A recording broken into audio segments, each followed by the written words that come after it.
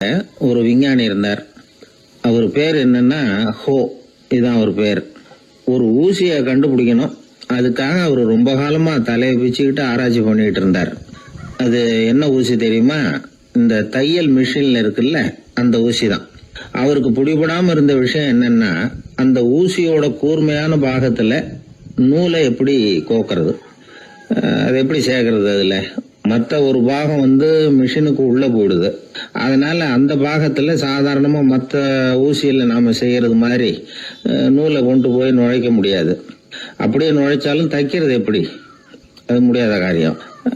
இதுதான் அவருக்கு இருந்த பிரச்சனை. ரொம்ப நாள் யோசனை பண்ணி பார்த்தார். தையல் மிஷின் ஊசியோட வடிவ அமைப்பு அவருக்கு புலப்படல. ராத்திரி பகலா அதே ஞாபகமா இருந்தார். ஒரு நாள் அவர் தூங்கிட்டு இருக்கிறார். அப்போ ஒரு கனவு வந்தது.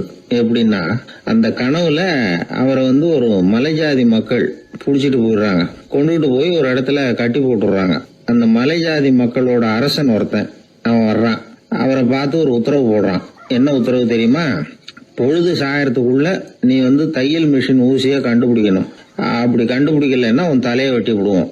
இதுதான் அந்த அரசன் போட்ட கட்டளை. இவருக்கு என்ன பண்றதுன்னு ஒண்ணுமே புரியல. திருன்னு முழிக்கிறார். இந்த நேரத்துல அந்த மலை ஜாதியினர் அவரை சுத்தி சுத்தி பயங்கரமா முழிச்சுக்கிட்டு டான்ஸ் ஆடுறாங்க. தன்னை சுத்தி சுத்தி ஆடிக்கிட்டு வர்றவங்களை ரொம்ப பயத்தோட அவர் பாக்குறார். நேரம் ஆவ ஆவ தன்னோட இறுதி நேரம் நெருங்கிறத உணர்றார். ரொம்ப நெருக்கடியான நிலைமை. தன்னை சுத்தி ஆடுறவங்களை கவனிக்கிறார். அவங்க கைகள்ல ஈட்டி மாதிரி ஏதோ ஒரு ஆயுதம் வச்சிருக்கிறாங்க.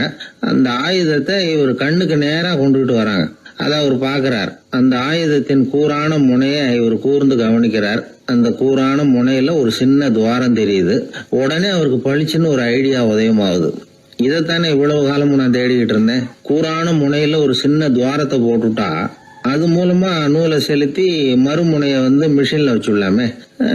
தையல் மிஷின் ஊசி ரெடி அப்படின்னு நினைச்சார். திடீர்னு தூக்கம் கலைஞ்சது. உடனே தன்னுடைய தலைமாட்டில் இருந்த குறிப்பு ஏடுல இதை குறிச்சு வச்சுக்கிட்டார்.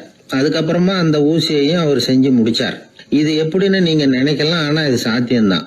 முழிச்சுக்கிட்டு இருக்கிறப்போ நமக்கு ஏற்படுற சில பிரச்சனைகளுக்கு கனவுல விட கிடைக்கிறது உண்டு. அப்படி பல பேருக்கு ஆயிருக்கு. உங்களையும் பல பேருக்கு இது மாதிரி அனுபவம் ஏற்பட்டிருக்கலாம். எந்த ஒரு செயலை பத்தி நினைக்கிறப்போ அந்த செயல் நம்ம நினைவுல ஒரு நல்ல வடிவம் பெறுது. ஒரு செயல் திட்டத்தை எந்த அளவுக்கு நாம நல்ல யோசனை செஞ்சு திட்டம் போடுறோமோ அந்த அளவுக்கு அதை சுலபமா செஞ்சு முடிக்க முடியும். அந்த விஞ்ஞானி நினைச்ச காரியம் அவர் எண்ணம் பூராவும் ஆக்கிரமிச்சது. அதனால அவர் நினைச்சது கனவுல உருவாகி அதுக்கு செயல் வடிவம் கிடைச்சிட்டுது. மனிதனோட உள் மனசுக்கு அவ்வளவு ஆற்றல் உண்டு அப்படின்னு சொல்றாங்க. தூக்கத்தை ஆக்கபூர்வமா உபயோகப்படுத்துறது எப்படி அப்படிங்கறத பத்தி எல்லாம் இப்ப நிறைய ஆராய்ச்சி பண்றாங்களாம். பயிற்சி எல்லாம் வேற கொடுக்கறாங்களாம். அதனால தூக்கத்தை பத்தி லேசா நினைச்சுடாதீங்க. நமக்கு வேண்டியப்பட்ட ஒருத்தர், அவருக்கு தூக்கத்துல நடக்கிற வியாதி, அதுக்காக மருந்து சாப்பிட்டுக்கிட்டு இருந்தார். ஒரு நாள் அவரை பார்த்து கேட்டோம், ஏங்க உங்க தூக்கத்துல நடக்கிற வியாதிக்கு மருந்து சாப்பிட்டீங்களே, ஏதாவது முன்னேற்றம், ஏதாவது இம்ப்ரூவ்மெண்ட் தெரியுதா அப்படின்னு கேட்டோம். தெரியுதுன்னார். எப்படின்னோம். அதுக்கு அவர் சொல்றாரு, முன்னாடி எல்லாம் தூக்கத்துல ஒரு 10 அடி தூரம் நடப்பேன், இப்போலாம் ஒரு 40 அடி வரைக்கும் நடக்கிறேன் அப்படின்னு. ஒருத்தர் இருந்தான், வாழ்க்கையில மகிழ்ச்சியா இருக்கணும்னு ஆசைப்பட்டான். அதுக்கு என்ன வழின்னு 4 பேருகிட்ட யோசனை கேட்டான். பணம் இருந்தா மகிழ்ச்சி தானா வரும், அதனால பணம் சம்பாதிக்கிற வழியை பாரு, அதுக்கப்புறம் நீ தேடிட்டு இருக்கிற மகிழ்ச்சி உன்னை தேடிட்டு சேரும்னாங்க. அப்படின்னா மகிழ்ச்சி இருக்கிற இடம் பணம் தான் அப்படின்னு அவன் முடிவு பண்ணிக்கிட்டான். அதை சேர்க்க ஆரம்பிச்சான். கொஞ்ச நாள்ல பெரிய ஆளாயிட்டான். செல்வம் நிறைய சேர்ந்து போச்சு. இப்பவும் அவனுக்கு மகிழ்ச்சி கிடைக்கல. மறுபடியும் நண்பர்கள் கிட்ட யோசனை கேட்டான். பணம் சேர்த்தா மட்டும் இன்பம் வந்துடாது, அதை செலவு பண்ணு, பணம் மூலமா இன்பத்தை தேடு, கிடைக்கும் அப்படின்னு யோசனை சொன்னாங்க. உடனே அந்த பணத்தை எடுத்துக்கிட்டு ஊர் பூரா சுத்தினான். வெளிநாடுகள்லாம் போனான், சுத்தி பார்த்தான். அப்புறம் அவனுக்கு விருப்பமானதையெல்லாம் வாங்கி சாப்பிட்டு பார்த்தான். மது, போதை பழக்கம், இப்படி எதுலயும் ஈடுபட்டு பார்த்தான். கல்யாணம் பண்ணிக்கிட்டான், குடும்பம் நடத்தினான். எப்படி இருந்தாலும் அவன் எதிர்பார்க்கிற மகிழ்ச்சி அவனுக்கு கிடைக்கல. அதனால மகிழ்ச்சிங்கிறது எங்க இருக்குங்கிற ரகசியத்தை அவனால கண்டுபிடிக்கவே முடியல. கடைசியா ஒரு பெரியவர்கிட்ட யோசனை கேட்டான். அவரு சொன்னார், இல்லறத்திலேயும் உனக்கு மகிழ்ச்சி கிடைக்கலன்னா உனக்கு துறவரத்துலதான் அது கிடைக்கும்னு நினைக்கிறேன். சரி அதையும் தான் முயற்சி பண்ணி பாப்போமே அப்படின்னு அவன் முடிவு பண்ணிக்கிட்டான். துறவரம்னா சும்மாவா, எல்லாத்துக்கும் அவன் துணிஞ்சுட்டான். வீட்டுல இருந்த நகை, பணம், பவுனு, வைரம், வைடூரியம் எல்லாத்தையும் ஒரு மூட்டையா கட்டி எடுத்துக்கிட்டான். ஒரு யோகியை தேடிட்டு போனான். அவர் காலடியில கொண்டுட்டு போய் வச்சான். அவர் நிமிர்ந்து பார்த்தார். என்ன இதெல்லாம்னார். இதெல்லாம் இனிமே எனக்கு தேவையில்லைன்னா. சரி அப்படின்னா உனக்கு என்னதான் தேவைன்னார். எனக்கு மகிழ்ச்சி தேவை, மன அமைதி தேவைன்னா. அந்த யோகி தன்னுடைய காலடியில் இருந்த மூட்டையை பிரிச்சு பார்த்தார். உள்ள தங்கம், வைரம், நகை, பணம் எல்லாம் இருக்கு. அவ்வளவுதான். அவசரமா அதை சுருட்டி எடுத்துக்கிட்டார். தலையில வச்சுட்டு ஒரே ஓட்டமா ஓட ஆரம்பிச்சுட்டார். இவனுக்கு அதிர்ச்சியா போட்டுது. அடடா, இந்த ஆளு போலி ஆசாமி போல இருக்க, ஏமாந்துட்டோமே அப்படின்னு நினைச்சான். வருத்தப்பட்டான். அந்த துக்கம் ஆத்திரமா மாறிச்சு. உடனே அந்த யோகியை துரத்த ஆரம்பிச்சான். அவரு ஒரே ஓட்டமா ஓடுறார். சந்து பொந்தெல்லாம் நுழைஞ்சு ஓடுறார். இவனும் விடாம துரத்துறான். கடைசியா அந்த யோகி மூச்சு இறக்க இறக்க ஒரு இடத்துல வந்து நின்னார். அது எந்த இடம்னா அவர் புறப்பட்ட இடம். எங்க இருந்து ஓட ஆரம்பிச்சாரோ அங்கே வந்து நின்னார். துரத்திட்டு வந்தவனும் ஓடி வந்து நின்னான். இப்ப அந்த யோகி சொன்னார், என்னப்பா பயந்துட்டியா, இந்தா உன்னோட செல்வம், நீயே வச்சுக்கோ அப்படின்னு சொல்லி மூட்டையை திருப்பி கொடுத்தார். கைவிட்டு போன தங்கமும் வைரமும் பணமும் திரும்ப கிடைச்சிட்டுதுங்கிறதுல அவனுக்கு ஏகப்பட்ட மகிழ்ச்சி. இப்போ மறுபடியும் அந்த யோகி சொல்றார், நீ வர்றதுக்கு முன்னாடி கூட இந்த தங்கமும் வைரமும் உங்ககிட்டதான் இருந்தது. ஆனா அப்போ உனக்கு மகிழ்ச்சி இல்ல. இப்போ உங்ககிட்ட இருக்கிறதும் அதே தங்கமும் வைரமும் தான். ஆனா இப்போ உன் மனசுல மகிழ்ச்சி இருக்கு. இதுல இருந்து என்ன தெரியுது, மகிழ்ச்சிங்கிறது வெளியில இல்ல, உள்ள இருக்கு. அது நம்ம மனசுல இருக்கு. இதை நல்லா புரிஞ்சுக்கணும். தங்கத்தையும் வைரத்தையும் மூட்டை கட்டி தலையில வச்சுக்கிட்டு அலைஞ்சானே, அவன் மாதிரிதான் நம்மள பல பேருக்கும் மகிழ்ச்சி எங்க இருக்குங்கிற உண்மை புரியறது இல்ல. அதனாலதான் பல சமயங்கள்ல நாம மகிழ்ச்சிக்காக அடுத்தவங்களை சார்ந்து இருக்கிறோம். நமக்கு வேண்டியப்பட்ட ஒருத்தன் பணம், நகை எல்லாத்தையும் ஒரு மூட்டையா கட்டி எடுத்துக்கிட்டு ஒருத்தர் காலடியில வச்சான். இது எனக்கு தேவையில்லைன்னா. உனக்கு என்னதான் தேவைன்னார் அவர். எனக்கு மன அமைதி தேவைன்னா. உனக்கு மன அமைதி தேவைப்படுகிற அளவுக்கு இப்ப என்ன ஆயிட்டுதுன்னார் அவர். வேற ஒண்ணும் இல்ல, இந்த பணத்தையும் நகையையும் நான் யாரு வீட்டுல எடுத்தனோ அந்த வீட்டுக்காரங்க இப்ப என் பின்னாடி துரத்திட்டு வந்துட்டு இருக்கிறாங்க, அவ்வளவுதான் அப்படின்னு நானா. மகிழ்ச்சியை தேடுகிறவர்கள் இந்த உலகத்துல அதிகம். அது எங்க இருக்குன்னு புரிந்து கொண்டவர்கள் ரொம்ப குறைவு. எது உண்மையான மகிழ்ச்சி அப்படிங்கறத புரிஞ்சுக்கிட்டு அதுக்கு தகுந்த மாதிரி நம்முடைய வாழ்க்கையை அமைச்சுக்கணும். ஒரு குழந்தை அம்மா கிட்ட போச்சு, அம்மா என்ன தூக்கிக்கா. உடனே அந்த அம்மா அந்த குழந்தைய தூக்கி இடுப்புல வச்சுக்கிறாங்க. எந்த பக்கம் வச்சுக்கிறாங்க, இடது பக்கம். பொதுவா குழந்தைய தூக்குறவங்க யாரும் வலது பக்கம் இடுப்புல வச்சுக்கிறது இல்ல. விவரம் தெரியாத சில ஆம்பளைகளை அப்படி தூக்கி வச்சுக்கிட்டு அலையிறது உண்டு. ரொம்ப காலமாவே குழந்தைகளை இடுப்புல இடது பக்கமா வச்சிருக்கிற பழக்கம் தான் இருந்து வந்திருக்குது. இதுக்கு ஆய்வாளர்கள் என்ன காரணம் சொல்றாங்க தெரியுமா? அப்படி இருந்தாதான் குழந்தை சொல்றத, குழந்தை நினைக்கிறத தாயினால நல்லா உணர முடியுதாம். இடது பகுதி ஆட்சி பண்றது, குறிப்பா காதின் தலைமையாக இருக்கிறது வலது பக்கம் தான். அதனால தாய் குழந்தைக்கு பதில் சொல்லவோ, அது என்ன கேக்குதுங்கிறத சீக்கிரமா புரிஞ்சுக்கிட்டு நடந்துக்கவோ அதுதான் சௌரியம் அப்படின்னு ஆய்வாளர்கள் இதுக்கு காரணம் சொல்றாங்க. இதனால என்ன ஆகுதான், தாய்க்கும் குழந்தைக்கும் நெருக்கம் அதிகமாகுதான், குழந்தைக்கும் பாதுகாப்பு அதிகமா. அது மட்டும் இல்ல, ஒரு தாய் தன்னுடைய குழந்தைய இடுப்புல சுமக்கிறதுனால அவள் நினைக்கிறத, அவளோட இதய துடிப்ப குழந்தை உணர்தான். 9 மாதத்துக்கு அதிகமா இருந்த இடம் இல்லையா, அதனால அவளை பத்தி நல்லா அறிந்து கொள்ளுகிற வாய்ப்பும் குழந்தைக்கு கிடைக்குது. நம்ம முன்னோர்கள் ரொம்ப காலத்துக்கு முன்னாடியே வலது கையை பார்க்க ஆரம்பிச்சிட்டாங்களாம். அவங்க பயன்படுத்திய கல் ஆயுதங்கள்லாம் வலது பக்கமா தான் தீட்டப்பட்டிருக்குது. அதுல இருந்து நமக்கு என்ன தெரியுதுன்னா, வலது கையை தான் உபயோகப்படுத்தி இருக்கிறாங்கிறது தெரியுது. இப்படி எல்லாம் இருந்தா கூட இன்னைக்கு நம்மள 10ல் ஒருத்தருக்கு ஒரு பழக்கம் உண்டு, அது இடது கை பழக்கம். ஆனாலும் 2 கைகளும் ஒற்றுமையா இருக்கிறதுக்கு தான் ரொம்பவும் முயற்சி பண்ணுதான். இப்போ வலது கை பழக்கம் உள்ளவங்க பேசுறதுக்கு, எழுதுறதுக்கு செயல்படுத்துற தலைமையகம் தலையின் பின்புறம் பிடரியில் இருக்குது. இடது கை பழக்கம் உள்ளவங்களுக்கு மூளையில 2 பக்கங்கள்லயும் தலைமையகம் இருக்குது. இது விஞ்ஞானிகள் சொல்றது. எத்தனையோ மேதைகள் இடது கை பழக்கம் உள்ளவங்களா இருந்திருக்கிறாங்க. அமெரிக்க மேதை பெஞ்சமின் பிராங்கிலின், இத்தாலிய ஓவியர் லியோனார்டோ டாவின்சி, இப்படி நிறைய பேர் இருந்திருக்கிறாங்க, இப்பவும் இருக்கிறாங்க. காலங்காலமா இயல்பாவே இடது கை பழக்கம் இருந்து வந்திருக்குது. அப்படி இருக்கிறப்போ வலது கை எப்போ இடது கைய வென்றது, ஜெயிச்சது அப்படிங்கிற விவரம் இன்னமும் யாருக்குமே புரியல. ஆய்வாளர்களுக்கும் புரியல. அவங்களும் யோசிச்சுக்கிட்டு இருக்கிறாங்க. உலகம் இடது பக்கமா தான் சுத்துது. வானத்துல இருக்கிற வெள்ளி வீதி, அப்புறம் அணுவுல இருக்கிற துணுக்குகள், உடம்புல இருக்கிற அமினோ அமிலம், இப்படி எல்லாமே இடதுபுறமா தான் இயங்கிட்டு இருக்குது. இவ்வளவு செய்திகள் இடது கைக்கு ஆதரவா இருக்கிறப்போ அது எப்படி வலது கை கிட்ட ஏமாந்தது அப்படிங்கிற ரகசியம் இன்னமும் யாருக்கும் தெரியலையா. இது சம்பந்தமா ஆராய்ச்சி பண்றவங்களுக்கு இது இன்னமும் ஒரு பிரச்சனையா தான் இருக்குதான். இப்படி இடது கை ஒதுங்கிட்டதுனால இப்பெல்லாம் வலது கைக்கு தான் மரியாதை அதிகமா போச்சு. ஒரு ஆசாமி இடது கையில கட்டு போட்டுட்டு வந்தானா, கையில என்னப்பா கட்டுன்னு விசாரிச்சிருக்கிறார் ஒருத்தர். ஒரு இயந்திரத்தை பிரிச்சு ரிப்பேர் பார்த்துக்கிட்டு இருந்தேன், மறுபடியும் அதை ஓட விட்டு பாக்குறப்போ இடது கை விரல் மாட்டிக்கிட்டது, அதுதான் கட்டு அப்படின்றான். நல்ல வேளை வலது கை மாட்டியிருந்தா உன்னால சாப்பிட கூட கஷ்டமா போயிருக்குமேன்னார் அவர். இதுக்கு அவன் சொன்னானா, முதல்ல வலது கை தாங்க மாட்டிக்க இருந்தது, நான் தான் உடனே புத்திசாலித்தனமா அதை இழுத்துக்கிட்டு இடது கையை கொடுத்தேன் அப்படின்றான். இவன் எப்பேற்பட்ட புத்திசாலி பாருங்க. இந்த வலது கை இடது கைங்கிறத பத்தி அறிவியல் ஆராய்ச்சி ஒரு பக்கம் இருந்தாலும் கை சுத்தமா இருக்கணும், இது வாழ்க்கைக்கு முக்கியம். உண்மை, உழைப்பு, நேர்மை இதெல்லாம் இருந்தாதான் வாழ்க்கையில முன்னேற முடியும். அதனால இந்த இடது கை பழக்கம் வலது கை பழக்கம் எது எப்படி இருந்தாலும் அது ஒருத்தருடைய புத்திசாலித்தனத்தை பாதிக்கிறது இல்ல. அதனால வாழ்க்கையில முன்னேறதுக்கு இது ஒரு இடைஞ்சலா இருக்கிறது இல்ல. நாம நம்ம உடம்பையும் புரிஞ்சுக்குவோம், மனசையும் புரிஞ்சுக்குவோம். அப்படி புரிந்து கொண்டு வாழ்க்கையில முன்னேறுவோம். நாம யாரு, நம்ம தகுதி என்ன அப்படிங்கிற நினைப்பு எப்பவும் நமக்கு இருக்கணும். தகுதிக்கு மீறிய நினைப்பு தான் பல சமயங்களில் நம்மளை சிக்கலில் கொண்டு போய் விட்டுடுது. ஒரு பூனை இருந்துதான், அது தன்னை ஒரு பூனைன்னு தானே நினைக்கணும், அப்படி நினைக்கல. தன்னை ஒரு புலின்னு நினச்சிக்கிட்டு இருந்தது. தன்னை பற்றின தகுதிக்கு மீறிய நினைப்போடு அந்த பூனை அப்படியே நடந்து போய்கிட்டு இருந்ததுதான். அப்போது வழியில் ஒரு பெரிய யானை அது அமைதியாக நின்றுக்கிட்டு இருந்தது. இந்த யானை ரொம்ப பொறுமையாக நின்றுக்கிட்டு இருக்கிறது இந்த பூனைக்கு ஒரு மாதிரியாக தெரிஞ்சிருக்கு. ஏன்னா பொறுமையாக ஒருத்தர் இருந்தால் அவங்ககிட்ட போய் ஏதாவது வாலாட்டி பார்க்கலாம்னு ஒரு ஆசை வருது இல்லை. அது மாதிரி பொறுமையாக நின்றுக்கிட்டு இருக்கிறது பூனைக்கு அதுக்கிட்ட போய் கொஞ்சம் வாலாட்டி பார்க்கலாமே அப்படின்னு ஒரு ஆசை. உலக இயல்பு தானே அது. இந்த பூனை ரொம்ப நல்ல புள்ள மாதிரி அந்த யானை இருக்கிற பக்கமாக போகுது. அந்த யானையை சுற்றி சுற்றி வருது, உத்து பார்க்குது, வாய் துருதுருக்குது, வம்பு வளர்க்க ஆரம்பிக்குது. அந்த யானைகிட்ட போய் என்ன கேட்குது தெரியுமா, எல்லாருக்கும் ஒரு பக்கம்தான் வால் இருக்கும், ஆனால் உனக்கு என்ன இப்படி ரெண்டு பக்கமும் வால் இருக்கிறது மாதிரி இருக்கே அப்படிங்குது.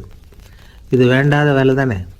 இருந்தாலும் அந்த யானை பொறுமையாக பதில் சொல்லுது, அப்படி இல்லை, பின்னாடி இருக்கிறது தான் வால், முன்னாடி இருக்கிறது தும்பிக்கை அப்படிங்குது. அதோடு விட்டுற வேண்டியது தானே, விடலை இந்த பூனை. அது சரி, தும்பிக்கை ஏன் அப்படி உருண்டையாக பெரிய தூணு மாதிரி இருக்குது, அது என்னத்துக்கு அப்படிங்குது. இதுக்கும் அந்த யானை பொறுமையாக பதில் சொல்லுது, ஓ அதை கேட்குறியா, ஊற்றில் தண்ணி இருக்கும்ல, அதை உறிஞ்சி குடிக்கிறதுக்காக அப்படி இருக்குது அது அப்படின்னுது. சரி, எல்லாருக்கும் பல்லு வாய்க்குள்ளே தானே இருக்கும், உனக்கு என்ன வெளியிலே இருக்குது, அதுவும் இல்லாமல் இவ்வளவு பெருசாக இவ்வளவு நீளமாக இருக்குது அப்படின்னு கேட்குது பூனை. இவ்வளவு கேள்விக்கும் பொறுமையாக பதில் சொல்லிக்கிட்டே வருது அந்த யானை. பல்லு ஏன் வெளியில் நீட்டிகிட்டு இருக்குன்னு கேட்குதுல்ல, அதுக்கு அது என்ன பதில் சொல்லுதுன்னா, அதுவா ஒரு புலி என்கிட்ட வாலாட்டுதுன்னு வச்சுக்கா, அந்த சமயத்தில் அதை தாக்கிறதுக்காக இது இப்படி இருக்குது அப்படின்னு சொல்லிச்சான். இதை கேட்டதும் பூனை உழுந்து உழுந்து சிரிக்க ஆரம்பிச்சுட்டு தான் அலட்சியமாக. ஏன் சிரிக்கிறேன்னு கேட்டிருக்கு.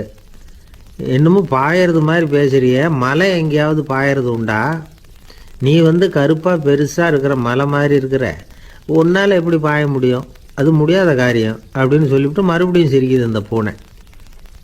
என் உடம்பை பார்த்துட்டு தானே மலைன்னு சொல்கிற, நான் பாய வேண்டிய அவசியம் இல்லை, என்னுடைய எதிரியை பாய வச்சுருவேன் அப்படின்ட்டுருக்கு. எப்படி பாய வைப்பேன்னு கேட்டுதான் பூனை. இந்த உன்னை பாய வைக்கிறேன் பார் அப்படின்னு சொல்லி அந்த பூனையை அப்படியே தும்பிக்கையால் லேசாக தூக்கி வேகமாக விட்டெறிஞ்சுதான். எங்கேயோ போய் தூரத்தில் பொத்துன்னு விழுந்தது அந்த பூனை. அப்பாடான்னு இடுப்பை பிடிச்சிக்கிட்டே எழுந்திரிச்சு நின்று பார்க்குது. தூரத்தில் அந்த யானை இன்னமும் பொறுமையாக ஆனால் கம்பீரமாக நின்றுக்கிட்டு இருக்குது. இப்போ தான் அந்த பூனைக்கு ஞானோதயம் பிறக்குதான். யானை பாய வேண்டிய அவசியம் இல்லை, அதுக்கு நீளமாக தும்பிக்கை இருக்குது அப்படிங்கிறத அது புரிஞ்சுக்கிட்டு தான். வலியாரிடம் வாயாடக்கூடாது அப்படிங்கிற பாடத்தை இந்த பூனை கற்றுக்கிட்டது. இந்த காட்சி பாவேந்தர் பாரதிதாசன் கைவண்ணத்தில் ஒரு கவிதையாக உருவெடுத்து வருது.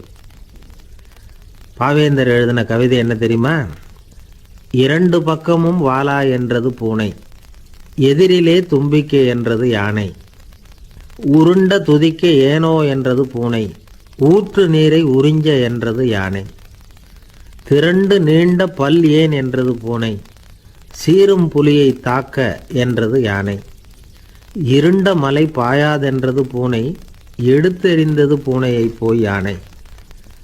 இந்த கவிதையில் ஒரு பாடமும் இருக்குது, படமும் இருக்குது. அதாவது இதை படிக்கவும் முடியுது, பார்க்கவும் முடியுது. வலியார்கிட்ட வாயாடக்கூடாதுங்கிற சின்ன பிள்ளைங்க மட்டும் இல்லை, பெரியவங்களுக்கும் தேவையான கருத்தை இதிலேருந்து நாம் புரிஞ்சிக்க முடியுது. ஒருத்தன் அப்படி தான் ஆத்தங்கரையில் பொறுமையாக உட்காந்துக்கிட்டு இருந்த இன்னொருத்தனை போய் தலையில் கூட்டினான். அவன் பார்த்தான். உடனே ₹1 எடுத்து இவன் கையில் கொடுத்தான். இவனுக்கு ஒன்றும் புரியல.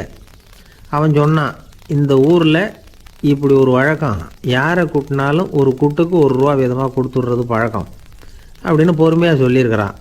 இவனுக்கு ரொம்ப ஆசை உண்டாயிட்டுது. உடனே ஊருக்குள்ளே ஓடினான். கொஞ்ச நேரம் கழித்து திரும்பி ஓடி வந்தான். அந்த முதல் ஆசாமியை மறுபடியும் பார்த்தான். உங்கள் பேச்சை கேட்டுவிட்டு ஊருக்குள்ளே போய் ஒரு பெரிய ஆசாமியை பார்த்து அவன் தலையில் 10 குட்டு கூட்டினேன். ஆனால் அவன் உடனே என்கிட்ட இருந்ததை எடுத்து என் கையிலேயே கொடுத்துட்டான் அப்படின்னா. என்னத்தை பணத்தையான்னு கேட்டிருக்கிறான். இல்லை பல்லு அப்படின்னு சொல்லி கையில் காட்டினானான். எல்லாமே நாற்காலிக்கு ஆசைப்படாதவர்கள் அப்படின்னு சொல்லிட முடியாது. ஏன்னா நிறைய பேர் நாற்காலிக்கு ஆசைப்படுறவங்கள நாம் பார்க்குறோம். உட்கார்றதுக்கு ஒரு நாற்காலி கிடச்சிடாதா, அதோட ஒரு கால் உடஞ்சி முக்காலியாக இருந்தாலும் பரவாயில்ல, ஒரு மாதிரியாக அனுசரித்து உட்காந்துக்கலாம் அப்படின்னு அலையிறவங்க எத்தனை பேர். இந்த காலத்தில் மட்டும்தான் அப்படின்னு இல்லை, அந்த காலத்துலேயும் இதே மாதிரி ஆசைகள் சபலங்கள் இருந்திருக்கும் போல இருக்குது. பரமசிவன் வசிஷ்டருக்கு ஒரு விசேஷமான ஆசனத்தை கொடுத்துருந்தாராம். சரி, அப்படி என்ன அதில் விசேஷம்னா, வசிஷ்டர் ஒரு குறிப்பிட்ட இடத்துக்கு போகணும்னு நினச்சி புறப்படுறாருன்னு வச்சுக்கோங்க. அவருக்கு முன்னாடியே இந்த ஆசனம் புறப்பட்டுரும். போய் ஒரு வசதியான இடமா பார்த்து இருந்துக்கும். வசிஷ்டர் போவார். அங்கே போனதும் எங்கே உட்காரலாம்ங்கிற இட பிரச்சனையெல்லாம் அவருக்கு ஏற்படுறதில்ல. அதுதான் இவருடைய இருக்கை அங்கே முன்னாடியே போய் காத்துக்கிட்டு இருக்குதே. நேராக போவார், அதில் உட்காந்துக்குவார். மற்ற முனிவர்கள்லாம் இதை பார்த்தாங்க. அவங்களுக்கு பொறாமையாக இருந்துதான். எல்லாரும் ஒரு இடத்துல கூடி இதை பற்றி பேசியிருக்கிறாங்க. என்ன இது, நாமளும் அவரை மாதிரி தானே இருக்கிறோம், இருந்தாலும் நமக்கும் அது மாதிரி ஒரு ஆசனம் கிடைக்கலையே அப்படின்னு யோசனை பண்ணியிருக்காங்க. சரி, நேராக பரமசிவன்கிட்டே போவோம், இதை பற்றி கேட்போம் அப்படின்னு நினச்சிக்கிட்டு போனாங்களாம். பரமசிவனை பார்த்துருக்குறாங்க. ஐயா, நாங்களும் முனிவர்கள் தானே, வசிஷ்டர் பண்ணுறது மாதிரி நாங்களும் உங்களை குறித்து கடும் தவம் பண்ணிக்கிட்டு தானே இருக்கிறோம். அப்படி இருக்கும்பொழுது அவருக்கு மட்டும் ஏன் இந்த விசேஷ சலுகை அப்படின்னு கேட்டிருக்காங்க. அதுக்கு பரமசிவன் சொன்னாராம், முனிவர்களே, உங்கள் கேள்விக்கு நான் பதில் சொல்கிறேன், ஆனால் அதுக்கு முன்னாடி நீங்கள் ஒரு காரியம் பண்ணணும்னாராம். என்ன செய்யணும் சொல்லுங்கன்னு இருக்காங்க. நீங்கள் ஒவ்வொருத்தரும் தனித்தனியாக போய் உங்களை விட உயர்ந்த ஒருத்தரை தேடி கண்டுபிடிச்சி அவருக்கு அதிதி பூஜை பண்ணி அவரை ஒரு மண்டலத்துக்குள்ளே என்கிட்ட அழைச்சிட்டு வந்துருங்க அப்படின்னாராம். சரின்னு எல்லாரும் புறப்பட்டுருக்காங்க. அவங்க போனதுக்கப்புறம் நந்தி தேவனை அழைச்சி வசிஷ்டரை கூப்பிட்டுக்கிட்டு வர சொன்னாராம். அவர் வந்தார், வணங்கினார். வசிஷ்டரே, இன்னையிலேருந்து ஒரு மண்டலத்துக்குள்ளே உங்களை விட தாழ்ந்தவர் ஒருத்தரை தேடி கண்டுபிடிச்சி அவருக்கு அதிதி பூஜை பண்ணி அவரை என்கிட்ட கூப்பிட்டுட்டு வாங்கன்னு விட்டார். சரின்னு இவரும் புறப்பட்டு போயிட்டார். கொஞ்ச நாள் ஆச்சு. முனிவர்கள்லாம் திரும்பி வந்தாங்க. பரமசிவன் முன்னாடி நின்னாங்க. ஐயா, எவ்வளவோ தேடி பார்த்துட்டோம், எங்களை விட உயர்ந்தவர்கள் யாருமே கிடைக்கல அப்படின்னாங்களாம். வசிஷ்டரும் சேர்ந்தார். ஐயா, எவ்வளவோ தேடி பார்த்தேன், என்னை விட தாழ்ந்தவர் யாருமே கிடைக்கல அப்படின்னாராம். அவரே தொடர்ந்து சொன்னார், என்னுடைய மனைவி எனக்கு அடங்கினவ தானே, அவளுக்காவது அதிதி பூஜை பண்ணி அழைச்சிட்டு வந்துடலாமான்னு யோசித்து பார்த்தேன். என்னோட மனசு அதுக்கும் இடம் கொடுக்கல. ஏன்னா அவளோட விரதத்துக்கு முன்னாடி நாம் ஏமாத்திரம் அப்படின்னு யோசித்து பார்த்தேன். அதனால் அந்த எண்ணத்தையும் கைவிட்டுட்டேன் அப்படின்னு ரொம்ப வருத்தத்தோடு சொன்னாராம். இதை கேட்ட உடனே மற்ற முனிவர்களுக்கு வெக்கமாக போச்சு. இந்த உலகத்தில் நம்மளை விட மேலானவங்க யாருமே இல்லைன்னு நாம் நினச்சோம். வசிஷ்டரோ தன்னை விட தாழ்வானவங்க யாருமே இல்லைன்னு நினைக்கிறார். பரமசிவன் ஏன் அந்த ஆசனத்தை அவருக்கு மட்டும் கொடுத்தார் அப்படிங்கிற கேள்விக்கான பதில் அவங்களுக்கு கிடச்சிட்டு தான். இந்த காலத்தில் நாம் எப்படி நினைக்கிறோம்னா, எல்லாரும் நம்மளை விட மட்டமானவங்கன்னு நினைக்கிறோம். அதனால் நாம் மட்டும் நாற்காலியில் உட்காந்தா போதும் அப்படின்னு நினைக்கிறோம். ஏமாந்து போனவங்க சந்தர்ப்பம் பார்த்து காலை வாரி விட்டுறாங்க, கீழே விழுந்து காலை உடச்சிக்கிறோம். அதுதான் இன்றைக்கி நடக்கிறது. ஒரு அம்மா தன்னோட வீட்டுக்காரரை ஒரு மனோதத்துவ டாக்டர்கிட்ட அழைச்சிட்டு போனாங்களாம். என்ன ப்ராப்ளம்னு கேட்டிருக்கார் டாக்டர். எங்கள் வீட்டுக்காரர் அடிக்கடி நாற்காலியில் உட்காந்து காலை உடச்சிக்கிறார் அப்படின்னாங்களாம். அப்படின்னா அந்த நாற்காலியில் தான் ஏதோ கோளாறு அப்படின்னாரான் டாக்டர். அப்படி இருக்க முடியாது டாக்டர் அப்படின்னாங்களாம் அந்த அம்மா. அது எப்படி அவ்வளோ உறுதியாக சொல்கிறீங்கன்னு கேட்டிருக்காரு அந்த டாக்டர். எங்கள் வீட்டில் நாற்காலியே கிடையாது டாக்டர், இவர் இருக்கிறதா நினச்சிக்கிட்டு உட்கார்றார், அதுதான் ப்ராப்ளம். அப்பா, மின்சார பல்பு ஃபீஸாக போயிட்டுது, வேற ஒன்று வாங்கி மாட்டணும் அப்படின்னா பையன். சரி, போய் புதுசாக ஒன்று வாங்கிட்டு வாடா அப்படின்னு காசு கொடுத்தாரு அப்பா. இவன் ஓடி போய் வாங்கிட்டு வந்தான். அப்பா கிட்ட கொடுத்தான். அவர் மாட்டினார். அதுக்கப்புறம் அவரை பார்த்து ஒரு கேள்வி கேட்டான். ஏன்பா, இந்த பல்பு ஏன் உடைய மாட்டேங்குது அப்படின்னா. இது என்னடா கேள்வி, நாம கீழே போடல அதனால உடையலன்னார். அப்பாவோட புத்திசாலித்தனம் அவ்வளவுதான். ஆனா பையன் கேட்டது அந்த அர்த்தத்துல இல்ல. ஒரு மின்சார பல்பு குமிழின் கண்ணாடி இருக்குல்ல, அதோட கனம் எவ்வளவு இருக்கும்? ஒரு 1/2 மில்லிமீட்டர் அவ்வளவுதான் இருக்கும் அந்த கனம். அவ்வளவு மெலிசா இருக்கிற ஒரு கண்ணாடி குமிழ இந்த ஹோல்டர்ல மாற்றம் நம்ம விரலால அழுத்தி புடிச்சு திருக வேண்டியிருக்கு அந்த சமயத்துல. அப்படி செய்யறப்ப அது உடையறது இல்ல. நம்ம விரலோட அழுத்தத்தை தாங்கி நிற்கிற அளவுக்கு அதுக்கு பலம் எங்க இருந்து வந்தது? இதுதான் பையன் கேட்ட கேள்வியோட அர்த்தம். இந்த காலத்து பிள்ளைங்களுக்கு விஞ்ஞான அறிவு அதிகம், அதனால இப்படி எல்லாம் கேள்வி கேட்பாங்க. அப்பாவுக்கு தெரியுதா இல்லையான்னு சோதிக்கிறதுக்காக கூட இப்படி கேட்பாங்க. இந்த மாதிரி சோதனைக்கெல்லாம் இந்த காலத்து அப்பாக்கள் தயாரா இருக்கணும். இல்லன்னா பையன் அலட்சியமா நினைச்சிருவான். மின்சார பல்பு கண்ணாடி மெலிசா இருந்தாலும் நாம அழுத்தி பிடிக்கிறப்போ அது உடையாம இருக்கிறதுக்கு காரணம் நாம இயற்கையோட ஒரு தத்துவத்தை அதுல பயன்படுத்தி இருக்கிறோம். அது என்ன இயற்கையின் தத்துவம்? அதுதான் முட்டை ஓட்டு தத்துவம். இது இயற்கை உருவாக்கின ஒரு தத்துவம். ஆதி காலத்திலேயே இயற்கை இந்த தத்துவத்தை உருவாக்கி விட்டது. அதாவது பறவைகளோட முட்டை ஓடு எப்படி இருக்கு, அதோட கனம் எவ்வளவு இருக்கும்? மின்சார பல்பு மாதிரி தானே, ரொம்ப மெலிசா தான் இருக்கு. பறவைகள் இனவிருத்திக்காக முட்டை போடணும். அந்த முட்டை எப்படி இருக்கணும்? இயற்கை கொஞ்சம் யோசிச்சு பார்த்தது. முட்டை ஓடு ரொம்ப கனமா தடிமனா இருந்தா உள்ள வளர்ற குஞ்சு அதை உடைச்சிட்டு வெளியில வர முடியாம போயிடும். அதே நேரத்துல அது ரொம்ப மெலிசா இருந்தா தாய் பறவைகள் அது மேல உட்காந்து அடகாக்குறப்போ உடல் எடை தாங்க முடியாம முட்டைகள் உடைஞ்சு போயிடும். என்ன பண்றது?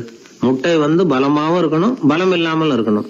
குஞ்சு அதை உடைச்சுக்கிட்டு வெளியில வரணும். தாயால அது உடையக்கூடாது. ஒரே நேரத்துல உறுதியாவும் உறுதி இல்லாமலும் முட்டை ஓடு அமையணும்னா அது எப்படி சாத்தியம்? இது கொஞ்சம் குழப்பமாவும் நமக்கு புரியாத மாதிரி இருக்குது இல்ல. அதனாலதான் இதை தத்துவம் அப்படின்னு சொல்றோம்.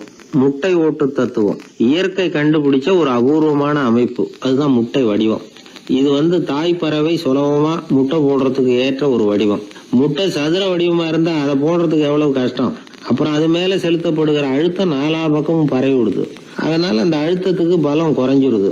குறிப்பிட்ட சிறு பரப்புல அளவுக்கு அதிகமா விசை செலுத்தப்படுறது இல்ல. அதனால முட்டையோட வடிவம் தான் அந்த உறுதிக்கு காரணம். இது எப்பேற்பட்ட தத்துவம். இதுதான் மின்சார பல்பு செய்யறப்போ நாம காப்பி அடிச்சிருக்கிறோம். பொதுவா வகுப்புல காப்பி அடிச்சாதான் முட்டை போடுறது வழக்கம். நாம முட்டையே காப்பி அடிச்சிருக்கிறோமே, இது எப்பேற்பட்ட காப்பி. ஒரு ஆசிரியர் வகுப்புல பசங்களை பார்த்து ஒரு கேள்வி கேட்டாராம். கோழி முட்டை இடுமா, முட்டை போடுமா அப்படின்னு கேட்டாராம். ஒரு பையன் எந்திரிச்சு பதில் சொல்லியிருக்கிறான். கோழி முட்டை இடும், முட்டை போடாது அப்படின்னு சொல்லியிருக்கான். இவன் ஏன் போடாதுன்னு கேட்டாராம் ஆசிரியர். போட்டா உடஞ்சிரும் சார் அப்படின்னு பையன். ஒரு திருடன் ஒரு வீட்டுல போய் திருடணும்னு திட்டம் போட்டான். இருட்டுனதும் போய் திருடணும். ஆனா ராத்திரி ஆனா வாசல் கதவை சாத்தி உள்பக்கம் தாழ்பால் போட்டுருவாங்களே, என்ன பண்றது, எப்படி வீட்டுக்குள்ள போறது? இவன் யோசனை பண்ண ஒரு முடிவுக்கு வந்தான். சரி, பகல் நேரத்திலேயே யாருக்கும் தெரியாம அந்த வீட்டுக்குள்ள நுழைஞ்சிருவோம். அங்க போய் எங்கேயாவது ஒளிஞ்சுக்குவோம். இருட்டுற வரைக்கும் பேசாம இருப்போம்.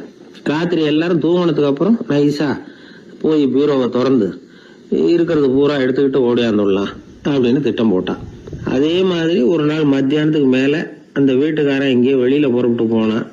வீட்டுக்கார அம்மா அடுப்பங்கரையில என்னமோ சமைச்சுக்கிட்டு இருந்தாங்க. திருடன் பார்த்தான். இதுதான் சமயம்னு அந்த வீட்டுக்குள்ள மெதுவா நுழைஞ்சிட்டான். எங்க ஒளியலாம்னு பார்த்தா வலது பக்கம் ஒரு ரூம் இருந்தது. அங்க போனான். அங்க ஒரு படுக்கை அறை, அங்க ஒரு பெரிய கட்டில் இருந்தது. அதுக்கு அடியில போய் பதுங்கிட்டான். இருட்டுனது நம்ம வேலையை ஆரம்பிக்கலாம், அது வரைக்கும் பொறுமையா இருக்கணும் அப்படின்னு சொல்லி பேசாம வாயை மூடிட்டு கம்முன்னு இருக்கிறான். ரொம்ப நேரம் கழிச்சு வெளியில போயிருந்த வீட்டுக்காரன் திரும்பி வந்தான். சாப்பிட்டான். லைட்டை நிறுத்தி விட்டு படுத்துட்டான். அந்த அம்மாவும் வேலையெல்லாம் முடிச்சுட்டு படுத்துட்டாங்க. நடு ராத்திரி. விடி விளக்கு லேசா எரிஞ்சுக்கிட்டு இருக்கு. வீட்டுக்காரன் லேசா கண்ணை முழிச்சான். கட்லுக்கு நேரா எதிரில ஒரு கண்ணாடி. அதுல பாக்குறான், கட்லுக்கு கீழே ஒரு திருடன் ஒளிஞ்சு இருக்கிறது தெரிஞ்சு போச்சு. உடனே அவன் திருடன் சத்தம் போடல, யோசனை பண்ணான். மேஜையில இருக்கிற கத்தி எடுத்து கையில வச்சுக்குவோமா அப்படின்னு யோசனை பண்ணான். இந்த சந்தர்ப்பத்துல கத்திய உபயோகப்படுத்துறதை விட புத்திய உபயோகப்படுத்துறது தான் சாமர்த்தியம் அப்படின்னு நினைச்சான். உடனே அது பிரகாரம் செயல்பட ஆரம்பிச்சிட்டான். என்ன பண்ணான் தெரியுமா? எதையும் வெளியில காட்டிக்காம ரொம்ப சர்வசாதாரணமா தன்னுடைய மனைவி கிட்ட பேச ஆரம்பிச்சான். மனைவியும் புத்திசாலி, அதனால அவங்களுக்கு தெரியும். அவங்களும் வீட்டுக்காரர் கேட்ட கேள்விக்கு பொருத்தமா பதில் சொல்ல ஆரம்பிச்சாங்க. இவன் கேட்டான், இத பாரு, நமக்கு குழந்தை பிறந்தா அதுக்கு கிருஷ்ணமூர்த்தின்னு தான் பேர் வைக்கணும் அப்படின்னா. அதெல்லாம் முடியாது. ஆம்பளை பிள்ளையா இருந்தா ஏகாம்பரம், பொம்பளை பிள்ளையா இருந்தா பங்கஜவல்லி, இதுதான் அவங்க மாமனார் மாமியார் பேர், அதான் வைக்கணும் அப்படின்னாங்க அந்த அம்மா. அதெல்லாம் முடியாது, நான் முடிவு பண்ணிவிட்டேன் கிருஷ்ணமூர்த்தின்னு கத்தனா அவன். இல்ல ஏகாம்பரம் பங்கஜவல்லின்னுது இந்த அம்மா. வாதம் முத்தி போச்சு. கிருஷ்ணமூர்த்தி கிருஷ்ணமூர்த்தி கிருஷ்ணமூர்த்தின்னா அவன். ஏகாம்பரம் பங்கஜவல்லி ஏகாம்பரம் பங்கஜவல்லின்னு இவங்க கத்துறாங்க. ஒரே சத்தமா போச்சு. இத கேட்டதும் பக்கத்து வீட்டுல இருந்தவங்க எழுத்த வீட்டுல இருந்தவங்க எல்லாம் எழுந்திரிச்சு ஓடி வந்து இவங்க வீட்டு கதவை தட்ட ஆரம்பிச்சிட்டாங்க. தடன்னு இவன் சாவகாசமா எழுந்திரிச்சு போய் கதவை திறந்தான். என்னங்க இந்த ராத்திரி வேலையில எங்களை எல்லாம் ஏன் கூப்பிட்டீங்க, யாருக்கு என்னாச்சு அப்படின்னு கேட்டாங்க. கேட்டது யாருன்னா பக்கத்து வீட்டு கிருஷ்ணமூர்த்தி, எழுத்த வீட்டு ஏகாம்பரம் பங்கஜவல்லி எல்லாரும். அடடே உங்களை கூப்பிடலீங்க, குழந்தைக்கு பேர் வைக்கிறது சம்பந்தமா எங்களுக்குள்ள சண்டை வந்துட்டுது, அதுதான் விஷயம். வேணும்னா இதான் கட்டிலுக்கு அடியில ஒளிஞ்சிட்டு இருக்கிறான ஒருத்தன், அவனை கூட கேட்டு பாருங்க, அவன் தான் இதுக்கு சாட்சி அப்படிங்கிறான் அந்த ஆளு. உடனே எல்லாரும் விஷயத்த புரிஞ்சுக்கிட்டு திருடனை பிடிச்சி போலீஸ்ல ஒப்படைச்சிட்டாங்களாம். நெருக்கடியான நேரங்கள்ல பதறாம புத்திசாலித்தனமா செயல்படணுங்கிறத தெரிஞ்சுக்கிறதுக்காக இந்த கதை. புத்திசாலித்தனமா செயல்படுற ஒரு குடும்ப தலைவி இருக்காங்க. அவங்க என்ன செய்வாங்க தெரியுமா, எல்லாரும் ராத்திரி ஆனா வீட்டை உள்பக்கமா பூட்டி விட்டு தானே படுப்பாங்க. ஆனா அந்த அம்மா என்ன பண்ணுவாங்கன்னா வீட்டை வெளிப்பக்கமா ஒரு பூட்டு போட்டு பூட்டி விடுவாங்க. எழுத்த வீட்டுக்காரங்க கிட்ட சொல்லி தினமும் இப்படி பூட்டி விட சொல்றது பழக்கம். ஏங்க அப்படி செய்யறீங்க, திருடன் சுலபமா உள்ளே வந்துடக்கூடாதுங்கிறதுக்காகவா அப்படின்னு கேட்டாங்க. இல்லைங்க, சுலபமா வெளியில போயிடக்கூடாதுங்கிறதுக்காக அப்படின்னாங்க. என்னங்க சொல்றீங்க அப்படின்னு கேட்டாங்க. ஆமாங்க, இவருக்கு அந்த பழக்கம் உண்டு அப்படின்னு தன்னுடைய வீட்டுக்காரரை காட்டினாங்க. பக்கத்து வீடுகள் பத்திரமா இருக்கணுங்கிறதுக்காக தன்னுடைய வீட்டை பூட்டி வைக்கிறது ஒரு பெரிய விஷயம் தானே. மகாபாரத யுத்தம் முடிஞ்சது. தர்மர் சக்கரவர்த்தி ஆனார். பீஷ்மர் யுத்த பூமியில அம்பு படுக்கையில படுத்து கிடக்கிறார், உயிரை விட போறார். சூரியன் வட திசை அடையிற உத்தராயண புண்ணிய காலத்தை எதிர்பார்த்து காத்துக்கிட்டு இருக்கிறார். அந்த சமயத்துல தர்மர் கண்ணங்கிட்ட அனுமதி வாங்கிட்டு பீஷ்மரை பாக்கிறதுக்காக குருக்ஷேத்திரத்துக்கு வரார். தம்பிமார்கள் திரௌபதி எல்லாரும் கூட வர்றாங்க. பீஷ்மரை பார்த்து எல்லாரும் வணங்குறாங்க. யுதிஷ்டர் பீஷ்மர்கிட்ட வர்ணம், ஆசிரமம், மக்கள் கடமை, அரசருடைய கடமை, இது மாதிரி விஷயங்களை பத்தி நிறைய கேள்விகள்லாம் கேட்கிறார். அவரு ஒவ்வொன்னா கேட்டுக்கிட்டு இருக்கிறாரு. பீஷ்மரும் அதுக்கு தகுந்த பதில் சொல்லிட்டு இருக்கிறார். இப்படி பீஷ்மர் யுதிஷ்டருக்கு தர்மோபதேசம் செஞ்சுக்கிட்டு இருக்கிறப்போ திரௌபதிக்கு சிரிப்பு வந்துட்டுதான். கழுக்குன்னு அந்த அம்மா சிரிச்சுட்டாங்க. அந்த சத்தத்தை கேட்ட பீஷ்மர் தர்மோபதேசத்தை பாதியில நிறுத்தினார். திரௌபதியை பார்த்தார். மகளே ஏம்மா சிரிச்சேன்னு கேட்டார். என்ன மன்னிச்சிருங்க பிதாமகரே, ஏதோ தெரியாம சிரிச்சுட்டேன்னாங்க அவங்க.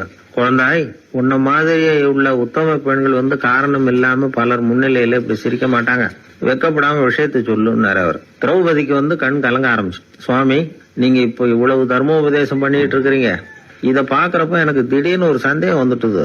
அதாவது இன்னைக்கு தர்மத்துக்கு இவ்வளவு சிறந்த விளக்கத்தை கொடுக்கிற இதே பிதாமகர் அன்னைக்கு கௌரவர் சபையில துச்சாதனன் என்ன மானபங்கப்படுத்த முயற்சி பண்ணினப்போ வாய் மூடி மௌனமா பாத்துக்கிட்டு சும்மா தானே இருந்தார்.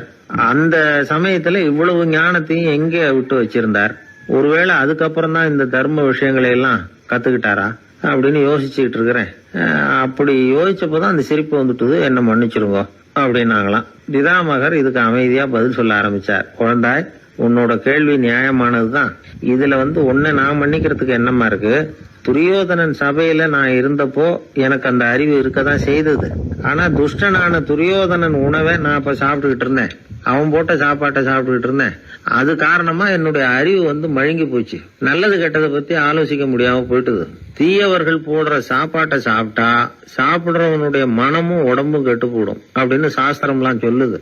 ஆனா இப்போ போர்ல அர்ஜுனன் என் மேல எய்த அம்புகளால என் உடம்புல இருந்த ரத்தம் எல்லாம் வெளியேறி போச்சு. கெட்ட உணவை சாப்பிட்டதுனால உண்டான ரத்தம் பூராவும் இப்போ உடம்பு விட்டு வெளில போயிட்டுது. அதனால என் புத்தியும் தெளிஞ்சுட்டுது. அதனாலதான் இப்போ இந்த அளவுக்கு தர்மத்தின் தத்துவங்களை சரியா எடுத்து சொல்ல முடிஞ்சது அப்படின்னு பீஷ்மர். இதுல இருந்து நாம தெரிஞ்சுக்க வேண்டியது என்னன்னா, யாரு சாப்பிட கூப்பிட்டாலும் உடனே முண்டி அடிச்சுக்கிட்டு கிளம்பி போய் முதல் பந்தியில உட்காந்துடக்கூடாது. கூப்பிடுறவங்க எப்படிப்பட்டவங்க, நல்லவங்களா கெட்டவங்களா அப்படின்னு எல்லாம் யோசிச்சு பாக்கணுமா. கெட்ட எண்ணத்தோட போடப்படுகிற சாப்பாடு புத்தியை மழுங்கடிச்சிரும் அப்படிங்கறது ஒரு பெரிய காலத்துல பெரியவங்க சொல்ற ஒரு உண்மை. எத்தனையோ பேர் பெரிய உத்தியோகத்துல இருக்கிறவங்கள விருந்துக்கு கூப்பிட்டு சாப்பிட்டு முடிச்ச கையோட முக்கியமான பேப்பர்ல எல்லாம் கையெழுத்து வாங்கிட்டு விட்டுருவாங்களே. கூப்பிடுறவங்க மனசை புரிஞ்சுக்கிட்டு அதுக்கப்புறம் போறதா வேண்டாமா அப்படிங்கறத முடிவு பண்ணணும். சாப்பாட்டுல அவ்வளவு விஷயம் இருக்குது. பீஷ்மருக்கே அந்த நிலைமைன்னா நாமெல்லாம் ஏமாத்திரம். சில சந்தர்ப்பங்கள்ல சாப்பாடு புத்தியில ஒரு தெளிவு உண்டாக்குறதும் உண்டு. ஒரு ஊருக்கு ஒரு பெரிய மகான் வந்தார். அவரு சாப்பிடுறதே இல்ல, எப்போவாவது கொஞ்சம் தண்ணி பால் அவ்வளவுதான், ருசியெல்லாம் கடந்தவர். அவர்கிட்ட எல்லாரும் போய் ஆசீர்வாதம் வாங்கினாங்க. அந்த ஊர்ல ஒரு ஹோட்டல், அதோட முதலாளி ஒருத்தர், அவரும் அந்த மகான் கிட்ட ஆசீர்வாதம் வாங்கறதுக்காக போனார். அவரு முன்னாடி போய் பணிவா நின்னார். துண்டை இடுப்புல கட்டிக்கிட்டு காலில் விழறதுக்காக போனார். அதுக்கு முன்னாடி அந்த மகான் எழுந்திருச்சு இவர் காலில் விழுந்துட்டார். ஹோட்டல் முதலாளி பதறி போயிட்டார். சுவாமி, என்ன இது அபச்சாரம், நீங்க தான் என்ன ஆசீர்வாதம் பண்ணணும்னார். அதுக்கு அந்த சாமியார் சொன்னார், அப்படி இல்லைங்க, நீங்க தான் என்ன ஆசீர்வாதம் பண்ணணும். ஏன்னா கொஞ்ச காலத்துக்கு முன்னாடி உங்க ஹோட்டல்ல தான் நான் வந்து அக்கௌண்ட் வச்சு சாப்பிட்டுக்கிட்டு இருந்தேன். இன்னைக்கு நான் ருசியெல்லாம் கடந்து வெறுத்து ஞானியா போறதுக்கு நீங்க தான் காரணம், உங்க சாப்பாடு தான் காரணம் அப்படின்னாரு. பத்திரிகையில வர்ற செய்திகளை கூட நகைச்சுவையா சொல்றது உண்டு. அதாவது அதை நேரடியா சொன்னா வானொலியில அனுமதிக்க மாட்டாங்க சில விஷயங்களை. அது சின்னாருக்கு கௌரவ குறைச்சல், அது வேடிக்கை கலந்து நகைச்சுவோடு சொல்லும் பொழுது அதை அனுமதிச்சிருவாங்க. அப்ப அந்த விசாரணை கமிஷன் அது இது நிறைய நடந்துகிட்டு இருந்தது. டெல்லியில இருந்து அமலாக்க பிரிவு அதிகாரிகள்லாம் வராங்க போறாங்கன்னு பத்திரிகையில அமர்க்கலப்பட்ட இடம். அந்த நேரம் வந்து நான் ஒரு ரேடியோவில் ஒரு செய்தியை தயார் பண்றோம். அப்ப என்ன பண்ணேன்னா, இது மாதிரி அந்த பத்திரிகை செய்தியை வச்சுக்கிட்டே ஒரு செய்தி சொன்னோம், இன்னொரு தகவல் சொல்லி. அதனால ஒருத்தன் வந்து தமிழ்நாட்டுல ஒரு ஆள், அவன் திடீர்னு வந்து கோடீஸ்வரன் ஆயிட்டான். நேத்து வரைக்கும் சாதாரணமா இருந்தா இன்னைக்கு கோடீஸ்வரன் ஆயிட்டான். டெல்லியில இருந்து 2 அதிகாரிகள் வராங்க, எப்படி அவன் பணம் சேர்த்தான்னு கண்டுபிடிக்கிறதுக்கு. அவனை கூப்பிட்டு 2 அதிகாரிகளும் எப்படிடா பணம் சேர்த்த? நான் ஒன்னும் தப்பான வழியில பணம் சேர்க்கல சார், நான் வந்து பந்தயம் கட்டியே பணக்காரன் ஆயிட்டேன். பந்தயம் கட்டியே எப்படிடா பணக்காரன் ஆக முடியும் அப்படின்னா, நீங்க நம்புங்க சார், நான் பந்தயம் கட்டி தான் பணக்காரன், தப்பான வழியில சேரல சார். பந்தயம் கட்டி எப்படிடா கோடீஸ்வரன் ஆனு அப்படின்னா, நாங்க நம்ப முடியாதுன்றான் விசாரிக்க வந்தவன். அப்படின்னா உங்ககிட்ட ஒரு பந்தயம் கட்டட்டுமான்றான் விசாரிக்க வந்தவன்ட்டிய. என்னடா பந்தயம் அப்படின்னா, ஒண்ணுமில்ல சார், இது என் கண்ணு, இது என் பல்லு, என் கண்ணை என் பல்லாலேயே கடிக்கிறேன், எவ்வளவு பந்தயம். விசாரிக்க வந்தவன் 100 ரூபாய் எடுத்து வச்சான், இதை ப்ரூவ் பண்றான்னு. அப்படியே கண்ணை எடுத்துட்டான், அது பளிங்கு கண்ணு. ஏற்கனவே ஒரு கண்ணு பளிங்கு கண்ணு வச்சுனா எடுத்து கடிச்சு விட்டான். இது விசாரிக்க வந்தாலும் 100 ரூபாய் விட்டுட்டு நிக்கிறான். எப்படி பணம் சேர்த்தான்னு வந்தவன். உடனே இன்னொருத்தன், இவன்ட்ட என்னடா பேச்சு கொடுக்காரா, நம்ம பணம் தான் அங்க போயிட்டு இருக்கு, உனக்கு விசாரிக்க தெரியல, போடா நான் விசாரிக்கிறேன்னு அடுத்த வந்தான். அது நீ ஒழுங்கா சொல்றேன், எப்படிடா பணம் சேர்த்தேன் சார், நீங்க கொஞ்சம் புத்திசாலியா தெரியுது அவரை விட, நீங்களாவது நம்புங்க சார், பந்தயம் கட்டி தான் பணம் சேர்த்தேன், நான் நம்ப முடியாது அப்படின்னா உங்ககிட்ட இன்னொரு பந்தயம் கட்டட்டுமா அப்படின்றான். வேண்டாம், அவனை ஏமாத்தி விட்டேன் ஆள வேண்டான்றான். இல்ல சார், அவரு ஏமாந்தது பொய் கண்ணு, பளிங்கு கண்ணுன்னு தெரியாது, ஏமாந்துட்டார்.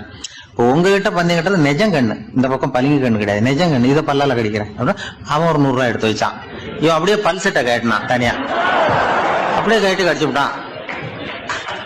அதையும் விட்டுட்டான். இவன் உடனே 2 பேரும், இவன்கிட்ட பேச பேச நம்ம பணம் தான் அவன்கிட்ட போயிட்டு இருக்கு, இவன் எப்படி பணம் சேர்த்தான்னு கண்டுபிடிக்கிறதுக்கு டெல்லியில இருந்து வந்திருக்கோம், இவன் மேற்கொண்டு பேசாத, பேச பேச பந்தயம் கட்டுவான். திரும்பி போறதுக்கு ரயிலுக்கு டிக்கெட் சரியா இருக்கா பாடுறான்றான். அவன் கரெக்டா எண்ணி பார்த்து கரெக்டா இருக்குப்பா, மேற்கொண்டு பேசாத, அவன்கிட்ட நம்ம போயிடுவோம், போய் நம்ம அதிகாரிகிட்ட சொல்லிடுவோம்னு சொல்லி போயிட்டு வரேன் சார் அப்படின்னு சொல்லிட்டு மரியாதை போயிட்டாங்க. போய் டெல்லியில பெரிய அதிகாரிகிட்ட போய், சார் அவன்கிட்ட வந்து விசாரிச்சு பார்த்தோம் சார், தமிழ்நாட்டுல பந்தயம் கட்டி தான் பணம் சேர்த்தேன்னு சாதிக்கிறான், எங்ககிட்ட ஒரு 200 ரூபாய் வாங்கிட்டான் சார் அப்படின்னு. அவருக்கு கோவம் வந்துட்டுது. இந்தியாவுக்கே தலைமை அதிகாரி, இதுக்காகவாடா நீங்க இருக்கீங்க, எத்தனை பேர் இருக்கீங்க உங்களை மாதிரி ஜூனியர் ஆபீசர்ஸ் நம்ம ஆபீஸ்ல இந்தியா பூரா விசாரிக்கிறதுக்கு அப்படின்னா 30 பேர் இருக்கோம் சார். 30 பேருக்கு அனுபவம் பத்தாது, நான் இந்தியாவுக்கே தலைமை அதிகாரி, அனுபவம் ஜாஸ்தி, உங்களுக்கு ட்ரைனிங் கொடுக்கணும் எப்படி ஒருத்தரை விசாரிக்கிறதுன்னு. 30 பேரும் ஒரு ரூம்ல வந்து உட்காருங்க, ஒரு ஆள் போய் அந்த ஆள் தமிழ்நாட்டுல இருந்து இங்க கூப்பிட்டுட்டு வா, வர்ற வரைக்கும் அவன்கிட்ட பேசாதீங்க, பந்தயம் கட்டுவான், மெதுவா கொண்டு வந்து நிறுத்து அப்படின்னா ஒரு ஆள் வந்து ஸ்பெஷலா கூப்பிட்டு போட்டான். இது மாதிரி மேடையில நிறுத்திவிட்டு ஒரு தலைமை அதிகாரி 30 ஜூனியர் அதிகாரிகள் அவங்களுக்கு பயிற்சி கொடுக்குறார். இவனை பார்த்து, ஒழுங்கா சொல்லு, எப்படி பணம் சேர்த்த, நான் இந்தியாவுக்கே தலைமை அதிகாரி, என்கிட்ட உண்மையை ஒத்துக்கிட்டீங்கன்னா உன்னை அப்ரூவர் ஆக்கிடுவேன் அல்லது தண்டனையை குறைப்பேன், அந்த அதிகாரம்லாம் என்கிட்ட உண்டு, ஒழுங்கா சொல்லு அப்படிங்கிறார். அவர், சார் நீங்க இந்தியாவுக்கே தலைமை அதிகாரி, அனுபவம் ஜாஸ்தி, நீங்களாவது நம்புங்க சார், நான் பந்தயம் கட்டி தான் பணம் சேர்த்தேங்கிறான். இங்கேயே வந்து இப்படி சாதிக்கிறேன், உன்னை நம்ப முடியாதரா அப்படின்னா உங்ககிட்ட ஒரு பந்தயம் கட்டட்டுமா நானா அவர்கிட்ட போய், வேணாண்டா என் ஆளை ஏமாத்தி விட்டேன் அப்படின்னா. இல்ல சார், அவங்க ஏமாந்தது என் உடம்ப பத்தின ரகசியம், என் கண்ணு பளிங்கு கண்ணுன்னு தெரியாது, நான் பல்செட்டு கட்டியிருந்தது தெரியாது, ஏமாந்துட்டாங்க. இப்ப நான் உங்ககிட்ட கட்டுற பந்தயம் உங்க உடம்ப பத்தின ரகசியம். என் உடம்புல என்னடா ரகசியம், முதுகுல, உங்க முதுகுல 1 ரூபா அகலத்துக்கு கருப்பா ஒரு மச்சம் இருக்கு, உண்டா இல்லையானா? இல்லேன்னு தெரியும் அவருக்கு. இல்லடா, நேத்து வரைக்கும் இல்ல சார், இப்ப இருக்குது மச்சம் அப்படின்னு. உடனே 100 ரூபாய் எடுத்து வச்சார் அவர் தலைமை அதிகாரி. ஒரு 100 ரூபாய் வச்சு சட்டையை கட்டி காட்டுறாரு, மச்சம் இல்ல. இவன் தோத்துட்டான், இங்கிருந்து போனவன். உடனே 200 ரூபாய் எடுத்து வச்சுக்கிட்டு, தோழர்களே இப்படிதான் ஒருத்தரை விசாரிக்கணும், என்கிட்ட இவன் ஏமாந்துட்டான் பாருங்க, துருவி துருவி விசாரிக்கிறதுன்னு சொல்றாங்களே இதுதான் அப்படின்னு விளக்கம் கொடுத்தாரு. அப்போ இவன் மெதுவா ஆரம்பிச்சானா, சார் இந்த பந்தயத்துல உங்களுக்கு 200 ரூபாய் லாபம், ஆனா இதே பந்தயத்துல எனக்கு 2900 ரூபாய் லாபம் சார் அப்படின்றான். என்னடா பண்ண அப்படின்னு கேட்டிருக்காரு. உங்களுக்கு தெரியாம இந்த 30 பேர்கிட்டையும் தனித்தனியா ஒரு பந்தயம் கட்டியிருக்கேன். 30 பேர்கிட்ட என்னடா பந்தயம் கட்டினேன்? ஒண்ணும் இல்ல சார், உங்க எல்லாரும் முன்னாடியும் உங்க மேல் அதிகாரியை சட்டையை கேட்ட வைக்கிறேன். அவங்களுக்கு பந்தயம் கட்டினேன் போயிட்டு உன் பூரா எனக்கு ஒரு 2,900 ரூபாய் ஆகணும். அவரு பார்த்தா அதிர்ச்சி ஆயிட்டாரு. தலைமை சார் நீங்க போங்க சார் அப்படின்னு சொல்லி ஒரு ஆளை கொண்டு போய் சாரை கொண்டு போய் மரியாதையா பக்கத்து ரூம்ல விட்டாங்க. இனிமே அவர்கிட்ட யாரும் பேசாதீங்க வாங்கன்னு சொல்லிவிட்டு அதுக்கப்புறம் தோழர்களே இவர் பேச ஆரம்பிச்சாரு. தோழர்களே இனிமே யாரும் தமிழ்நாட்டு பக்கம் விசாரிக்க போகாதீங்க. நீங்க யாராவது போறதுன்னா மத்திய பிரதேசம் உத்தரப்பிரதேசம் இப்படி எத்தனையோ பிரதேசம் இருக்கு போயிட்டு வாங்க, தமிழ்நாட்டு மட்டும் போகாதீங்க, ஏன்னா அங்க போனா நம்ம பணத்துக்கு ஆபத்து வந்துருது அப்படின்னு சொன்னாருன்னு இந்த கதையை ரேடியோவில் சொன்னேன். இந்த கதையை உண்மை சம்பவமா சொன்னா அனுமதிச்சிருக்க மாட்டாங்க. இந்த நகைச்சுவைக்கு உள்ள மரியாதை என்னன்னா அது ஒரு கதை மாதிரி உண்டு பண்ணி இப்படி சொன்னதும் இதுல என்ன என்னுடைய விசேஷம்னா இந்த ஸ்கிரிப்ட வாங்கிட்டு வர சொல்லி மந்திரியினுடைய பிஏ வந்தார். ஒரு மந்திரி அப்ப இருந்தவர். அவர் பிஏ அடிக்கடி வருவார். வந்து இந்த போன நேற்று முந்தா நாள் ரேடியோவில் சொன்னேன் அந்த இன்னொரு தகவல் காப்பி ஒண்ணு வாங்கிட்டு வா அப்படி இப்படின்னு கூப்பிடுவார். மேடையில பேசுறதுக்கு எங்களுக்கு தேவை உபயோகப்படும்னு கேட்பார். அவரு இந்த நிகழ்ச்சி வந்தப்போ உடனே அன்னைக்கு வந்துட்டார் அந்த பிஏ. இன்னைக்கு காலையில சொன்னீங்களே சார் மந்திரி கேட்கிறாரு மேடையில பேசுறதுக்கு அப்படின்னு. நான் அப்பதான் ஆச்சரியப்பட்டேன். பாருங்க இந்த நகைச்சுவைக்கு உள்ள மரியாதை. அவரே கேட்கிறார், சொல்லப்பட்டதே அவரை பத்தி தாங்கிறது தெரியாம அவரே எப்படி சொல்ல. அதுதான் சிரிப்புக்குள்ள மரியாதைங்கிறது. அது யாரை பத்தி சொல்றோமோ அவருக்கு தெரியாம கூட சொல்லலாம். அதை அப்படி இது உண்மையில நடந்த சம்பவம். அந்த அமைச்சர் இப்ப இல்ல, உயிரோட எல்லாம் இருந்து வாங்கிட்டு இருந்தார். ஒரு கிராமத்துல ஒருத்தன் வந்து தன்னுடைய நகங்களை வெட்டிக்கிட்டு இருந்தான். வெட்டி முடிச்சதும் ஒரு வயசானவர் அவனை பார்த்து அதெல்லாம் அடுத்தவன் கண்ணில் படுறது மாதிரி போட்டுறாதப்பா ஆபத்துன்னார்.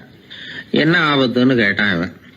எவனாவது பில்லி சூனியம் வைக்கிறவன் எடுத்துட்டு போயிட போறான் அப்படின்னாரு அவர். வேண்டாத ஒருத்தனுக்கு ஏதாவது கெடுதல் பண்ணணும்னா உடனே மந்திரவாதியை தேடி போறது உண்டு. மந்திரவாதி என்ன பண்ணுவாருன்னா யாருக்கு சூன்யம் வைக்கணுமோ அவனோட காலடி மண்ணு முடி நகம் இதையெல்லாம் அவனுக்கு தெரியாம எடுத்துட்டு வா அப்படிம்பார். இது மட்டும் இல்ல, அழுக்கு துணி, பேரு, மனித உருவம் மாதிரி செய்யப்பட்ட பொம்மை இதையெல்லாம் கூட மந்திரவாதிகள் பயன்படுத்துறது உண்டு. இதெல்லாம் ஏமாத்து வேலை. மனிதனுடைய முடி நகம் இதெல்லாம் வெட்ட வெட்ட வளருது இல்லையா, அதனால அதுக்குள்ள உயிர் இருக்கிறதாக ஆதி மனிதர்கள் நம்பி இருப்பாங்க. அதனால மனுஷங்கிட்ட இருந்து அதெல்லாம் பிரிக்கப்பட்ட பிறகும் கூட அதுகளுக்கும் அந்த மனுஷனுக்கும் தொடர்பு இருக்கிறதாக அவங்க நம்பினாங்க. அந்த நம்பிக்கை தொடர்ந்து வந்து அதோட விளைவாதான் இன்னைக்கு மந்திரவாதிகள் நகத்தையும் முடியையும் எடுக்கிறாங்க. அந்த நகத்துக்கும் முடிக்கும் ஒரு பாதிப்பு உண்டாக்குனா அது சம்பந்தப்பட்டவனுக்கு போய் சேரும் அப்படிங்கறது அவங்க நினைப்பு. அவ்வளவுதான் விஷயம். இது மாதிரி நம்பிக்கைகள் தான் இன்னைக்கு நகம் முடி இதையெல்லாம் மத்தவங்க கண்ணுல படும்படி போடக்கூடாது அப்படிங்கிற வழக்கத்தை உண்டாகி விட்டுது. ஒருத்தர் பேரு என்னன்னு கேட்டு தெரிஞ்சுட்டு போய் அந்த பேரை வச்சு அவனோட ராசி பலனை கணிச்சு அவனுக்கு ஏற்பட இருக்கிற கெட்ட நேரத்துல அவனுக்கு சூன்யம் வச்சா அது உடனே பலிக்கும் அப்படின்னு ஒரு நம்பிக்கை. அது மட்டும் இல்ல, சூன்ய தகட்டுல பேரை எழுதி புதைக்கிறதும் உண்டு. இதனாலதான் பெண்கள் வந்து கணவன் பேரை சொல்லாத பழக்கம் ஏற்பட்டுதான். அதாவது பேரை கேட்டுக்கிட்டு போய் ஏதாவது கெடுதல் பண்ணிவிட்டா என்ன பண்றது அப்படிங்கிற பயம். அப்படி ஆரம்பிச்ச பழக்கம்தான் இன்னைக்கு ஏதோ மரியாதைக்காக கணவன் பேரை வந்து பிறர் முன்னிலையில சொல்றது இல்ல அப்படிங்கறது மாதிரி ஆயிட்டுது. மந்திரவாதிகள் நம்ம ஊர்ல மட்டும்தான் இருக்கிறாங்கன்னு நினைக்காதீங்க, உலகம் பூரா உண்டு. பிசி தீவில் வாழக்கூடிய மக்கள் என்ன செய்வாங்களாம் தெரியுமா? இது மாதிரி மாந்திரீகம், செய்வன, பில்லி, சூனியம் இதெல்லாம் தங்களை பாதிக்காம இருக்கிறதுக்காக வீட்டை சுத்தி அகழி வெட்டி அதுல தண்ணீரை வந்து நிரப்பி வச்சிருவாங்களாம். ஆஸ்திரேலியாவில் இருக்கக்கூடிய பழங்குடி மக்கள் கிட்ட ஒரு பழக்கம், ஏதாவது பழங்கள் சாப்பிட்டா அதோட விதைய தண்ணீர்லயோ அல்லது ஆத்துலயோ போட்டுருவாங்களாம். வெளியில போட்டுட்டா அதை எடுத்து செய்வினைக்கு பயன்படுத்திடுவாங்க அப்படிங்கிற பயம். இது மாதிரி உலகம் பூராவும் செய்வினையின் மூலம் அடுத்தவங்களுக்கு பாதிப்பை உண்டு பண்ண முடியும் அப்படிங்கிற நம்பிக்கை இருக்கத்தான் செய்யுது. பொதுவா எல்லா ஊர்லயுமே நகம், முடி, காலடி மண்ணு, மனித உருவ பொம்மை இததான் மந்திரவாதிகள் பயன்படுத்துறாங்களாம். இந்த பில்லி சூனியம் செய்வினை இதுல இருக்கிற உண்மை என்ன தெரியுமா? நகமோ முடியோ எதையும் செய்யறது இல்ல, சம்பந்தப்பட்டவனுக்கு ஏற்படுற பயம் இருக்கு பாருங்க, அதுதான் பாதிக்கும். இது மனநிலையை பொறுத்த விஷயம். வேற விஞ்ஞான ரீதியான பாதிப்பு இதுல வந்து எதுவும் கிடையாது. நம்ம ஊர்ல ஏற்பட்ட பகுத்தறிவு சிந்தனைகள், மூட நம்பிக்கைகளை எவ்வளவோ குறைச்சிருக்குது. இருந்தாலும் ஏமாந்து போறவங்க இன்னும் இருந்துகிட்டு தான் இருக்கிறாங்க. இந்த காலத்துல சின்ன குழந்தைகளை கூட ஏமாத்துறது கஷ்டம். ஒரு குழந்தை கேட்டுதான், ஏன்பா பிரார்த்தனை பண்ணுனா நமக்கு எல்லாம் கிடைக்குமா அப்படின்னு தான். ஓ கிடைக்குமே அப்படின்னாராம் அப்பா. நீ வச்சிருக்கிறிய பேனா அது கூட கிடைக்குமா அப்படின்னு கேட்டுதான் குழந்தை. ஓ கிடைக்கும் அப்படின்னாராம். அப்படின்னா நீ வச்சிருக்கிற பேனாவை என்கிட்ட கொடுத்துரு, அதுக்கப்புறம் நீ பிரார்த்தனை பண்ணி வேற ஒரு பேனாவை வாங்கிக்கோ அப்படின்னு தான் அந்த சின்ன குழந்தை. ஒரு ராஜா இருந்தார். அவர் ஒரு பெரிய கோயில் கட்டினார். பல ஊர்கள்ல இருந்து சிற்பிகள்லாம் கொண்டுகிட்டு வந்தார். அழகழகா சிற்பங்களை செய்ய சொன்னார். ஊர்ல உள்ள ஜனங்களும் கோயில் கட்டுறதுக்கு அவங்களால முடிஞ்ச உதவியை செஞ்சாங்க. ராத்திரி பகலா வேலை நடக்குது. கோயில் கொஞ்சம் கொஞ்சமா வசந்துகிட்டே வந்துட்டுது. அந்த ஊர்ல ஒரு வயசான அம்மா இருந்தாங்க. ரொம்ப ஏழை. அவங்களுக்கு மனசுக்குள்ள ஒரு உறுத்தல். இந்த ஊர்ல எல்லாரும் இந்த கோவில் கட்டுறதுக்கு அவங்களால முடிஞ்ச உதவியை பண்ணிட்டு இருக்கிறாங்க, நம்மளால ஒன்றும் பண்ண முடியலையே அப்படின்னு நினைச்சு கவலைப்பட்டாங்க. அவங்களுக்கு மனசு கேட்கல, ஏதாவது செய்யணும் நம்மளால முடிஞ்சது அப்படின்னு யோசனை பண்ணாங்க. நல்ல வெயில் நேரத்துல சிற்பிகள்லாம் ரொம்ப சிரமப்பட்டு சிலை வடிச்சுக்கிட்டு இருக்கிறாங்கல்ல, அவங்களுக்கு அந்த நேரம் தாகம் எடுக்குமே. அதனால சிரமப்பட்டு ஒரு குடத்துல தண்ணியை எடுத்துக்கிட்டு அதை இடுப்புல வச்சுக்கிட்டு மெதுவா கொண்டுகிட்டு அங்க போறது அப்படின்னு முடிவு பண்ணிட்டு அந்த அம்மா போச்சு. அங்க போய் வேலை செய்யறவங்களுக்கு தாகம் எடுக்கிற போலாம் ஒரு கோவலையில தண்ணியை எடுத்து கொடுத்துக்கிட்டு இருக்கிறது. இப்படியே பண்ண ஆரம்பிச்சுட்டு அந்த அம்மா. ஏதோ அந்த அம்மாவால முடிஞ்ச ஒரு சின்ன உதவி அது. இப்படி கொஞ்சம் கொஞ்சமா வேலை நடந்தது. கோபுரம் வசந்தது. எல்லா வேலையும் முடிஞ்சது. இனிமே கடைசியா கற்ப கிரகத்தின் மேல விமானம் அமைக்க வேண்டியதுதான் பாக்கி. அந்த வேலையும் ஆரம்பமாச்சு. அந்த சிற்பிகள்லயே அனுபவசாலியான ஒருத்தர் இந்த அம்மாவை தேடிட்டு வந்தார். பாட்டி, உங்ககிட்ட இருக்கிற ஏதாவது ஒரு பொருளை கொடுங்க, அந்த விமானத்துல வைக்கலாம் அப்படின்னு நாங்க நினைக்கிறோம் அப்படின்னார். இந்த அம்மாவுக்கு ஒன்றும் புரியல. ஏதாவது இருந்தாவில கொடுக்கலாம், எதுவும் இல்லையே, என்ன பண்றது யோசனை பண்ணாங்க. இத பாருப்பா, என்கிட்ட என்ன இருக்கு, இந்த வாசப்படியில கிடக்குது, இந்த கல்லு தான் இருக்குது, வேணும்னா இத எடுத்துட்டு போங்க அப்படின்னாங்க. உடனே அந்த கல்லை பேத்து எடுத்துட்டு போயிட்டாங்க அவங்க. அங்க போய் பார்த்தா என்ன ஆச்சரியம், அந்த விமானத்து உச்சியில கலசங்களை அமைக்கிறதுக்கான பிரம்ம எந்திரத்தை மூடுற கருங்கல் ஒண்ணு தேவையா இருந்தது. இவங்க எடுத்துட்டு போன கல்லு அதுக்கு ரொம்ப பொருத்தமா அமைஞ்சு போச்சு. ஏதோ அதுக்காகவே அளவெடுத்து செஞ்சது மாதிரி அமைஞ்சுட்டுது. அந்த கல்லையே அங்க அப்படியே பதிச்சுட்டாங்க. ஒரு வழியா கோவிலை கட்டி முடிச்சாங்க. அடுத்தது கும்பாபிஷேகம். அதுவும் ரொம்ப சிறப்பா கோலாகலமா நடந்து முடிஞ்சது. இவ்வளவையும் பார்த்த அந்த ராஜாவுக்கு மனசுக்குள்ள ரொம்ப பெருமையா இருந்தது. இவ்வளவு பெருசா இந்த கோவில் உருவாகிறதுக்கும் இவ்வளவு சிறப்பா இந்த விழா நடக்கிறதுக்கும் நாம தானே காரணம் அப்படின்னு மனசுக்குள்ள நினைச்சுக்கிட்டார். இப்படி நினைச்சுக்கிட்டே அன்னைக்கு ராத்திரி அரண்மனையில படுத்து தூங்கினார். உடனே ஒரு கனவு. ஆண்டவனே அந்த ராஜாவோட கனவுல வந்தார். ராஜா ஆண்டவனை வணங்கினார். இறைவா, உங்களுக்காக நான் கட்டி இருக்கிற கோவில் எப்படி இருக்குது, நல்லா இருக்குதா அப்படின்னு கேட்டார் ராஜா. அதுக்கு இறைவன் சொன்ன பதில் என்ன தெரியுமா, நீ கட்டின கோவில்ல அந்த கிழவியோட நிழல்ல நான் சுகமா இருக்கிறேன் அப்படின்னாராம். இப்படி சொல்லிவிட்டு கடவுள் மறைஞ்சுட்டார். கனவு கலைஞ்சது. ராஜா விசாரிச்சார், யார் அந்த கிழவி அப்படின்னு. எல்லாரும் விவரத்தை சொன்னாங்க. அப்பதான் ராஜா நினைச்சு பார்த்தார், இந்த கோவிலை நானே கட்டினதாக ரொம்ப பெருமைப்பட்டுக்கிட்டேன். ஆனா அந்த வயசான அம்மா வீட்டு வாசல்ல கிடந்த கல்லு அது இறைவனுக்கு சுகமான நிழல் கொடுக்கறதாக சொல்றாரு அப்படிங்கறத எண்ணி பார்த்தார். நான்கிற எண்ணம் நழுவி போயிட்டுதான். கோபுரம் எவ்வளவு பெருசுங்கிறது முக்கியம் இல்ல, குணம் எவ்வளவு பெருசுங்கிறது தான் முக்கியம். அந்த வயசான அம்மா நம்ம நாட்டுல வாழறது தான் நமக்கு உண்மையான பெருமை அப்படின்னு நினைச்சாராம் ராஜா. இந்த காலத்திலயும் ஒரு ஊர்ல ஒரு கோவில் கட்டினாங்க. எல்லா ஜனங்களும் அவங்களால முடிஞ்சதை செஞ்சாங்க. நம்மால ஒருத்தன் அந்த திருப்பணி குழு தலைவரை போய் பார்த்தான். நான் ஏதாவது ஒத்துழைக்கணுமா ஐயா அப்படின்னு ரொம்ப பணிவா கேட்டான். திருப்பணி குழு தலைவர் சொன்னார், இத பாருப்பா, இந்த கோவில் கட்டி முடிக்கிற வரைக்கும் உன்னுடைய ஒத்துழைப்பு எதுவும் தேவையில்லை. கட்டி முடிச்சு கும்பாபிஷேகம் ஆனதுக்கு அப்புறம் தான் உன்னுடைய ஒத்துழைப்பு ரொம்ப அவசியம் அப்படின்னார். அதுக்கப்புறம் நான் என்ன செய்யணும் சொல்லுங்கன்னா, இவன் இந்த சாமி சிலையை நீ திருடிட்டு போகாம இருக்கணும், அவ்வளவுதான் அப்படின்னாராம் அவர். ஆங்கிலேய ஆட்சி இந்தியாவில நடந்துகிட்டு இருந்த காலம். மூதறிஞர் ராஜாஜி சேலத்துல வழக்கறிஞரா தொழில் நடத்திக்கிட்டு இருக்கிறார். அவர் ஒரு சமயம் தன்கிட்ட வேலை செஞ்சுக்கிட்டு இருந்த பணியாளர் ஒருத்தரை கூப்பிட்டார். இத பாருப்பா, இந்த அஞ்சல் தலைய இந்த தபால் கவர்ல ஒட்டிட்டு வா அப்படின்னு சொன்னாராம். அந்த ஆள் உடனே அந்த கவரையும் ஸ்டாம்பையும் வாங்கிட்டு போனார். பசை தடவி ஸ்டாம்பை கவர்ல ஒட்டினார்.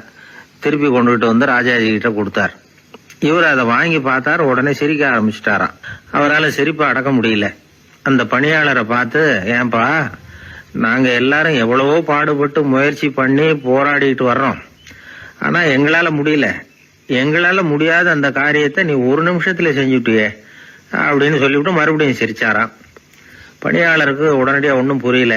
என்னன்னு பார்த்தார். அப்புறம் ராஜாஜி சொன்னாராம், ஆமாப்பா நீ ஒரு நிமிஷத்துல பிரிட்டிஷ் மன்னரை வந்து கவுத்துட்டியே அப்படின்னாராம். அப்புறம் தான் விவரம் புரிஞ்சிருக்குது. அந்த பணியாளர் மன்னர் உருவம் இருந்த அந்த தபால் தலைய அந்த கவர்ல தலைகீழா ஒட்டி வச்சிருக்கிறார். அதை பார்த்துட்டு தான் ராஜாஜி அப்படி சொன்னாராம். இந்த நகைச்சுவை உணர்வு அவருக்கு இயல்பாவே இருந்தது. சேலத்துல வெங்கட சுப்பையர் அப்படின்னு சொல்லி ஒரு பிரபலமான வக்கீல், அவரும் ராஜாஜியும் ஒரு ஊர்ல பொதுக்கூட்டத்தை முடிச்சுக்கிட்டு திரும்பி ரயில்ல சென்னைக்கு வந்துகிட்டு இருக்கிறாங்க. ராத்திரி நேரம். வெங்கட சுப்பையர் ஜன்னல் ஓரமா உட்காந்து பயணம் பண்ணிட்டு இருக்கிறார். திடீர்னு ஒரு இடத்துல அவரோட கை கடிகாரம் நழுவி ஜன்னல் வழியா வெளியில வந்துட்டுதான். அவர் உயிருக்குயிரா பாதுகாத்து வச்சிருந்த வாட்ச் அது. ஏன் தெரியுமா? அவர் வக்கீல் ஆகிறதுக்கு முன்னாடி சென்னை கிறித்துவ கல்லூரியில பணியாற்றிக்கிட்டு இருந்தார். பணி முடிஞ்சு விலகிறப்போ அவர்கிட்ட படிச்ச மாணவர்கள்லாம் அன்புக்கு அடையாளமா ரொம்ப பிரியமா கொடுத்த கை கடிகாரம் அது. அப்பேற்பட்ட அன்பு பரிசை திடீர்னு இழந்து விடுறதுக்கு யாருக்கு தான் மனசு வரும்?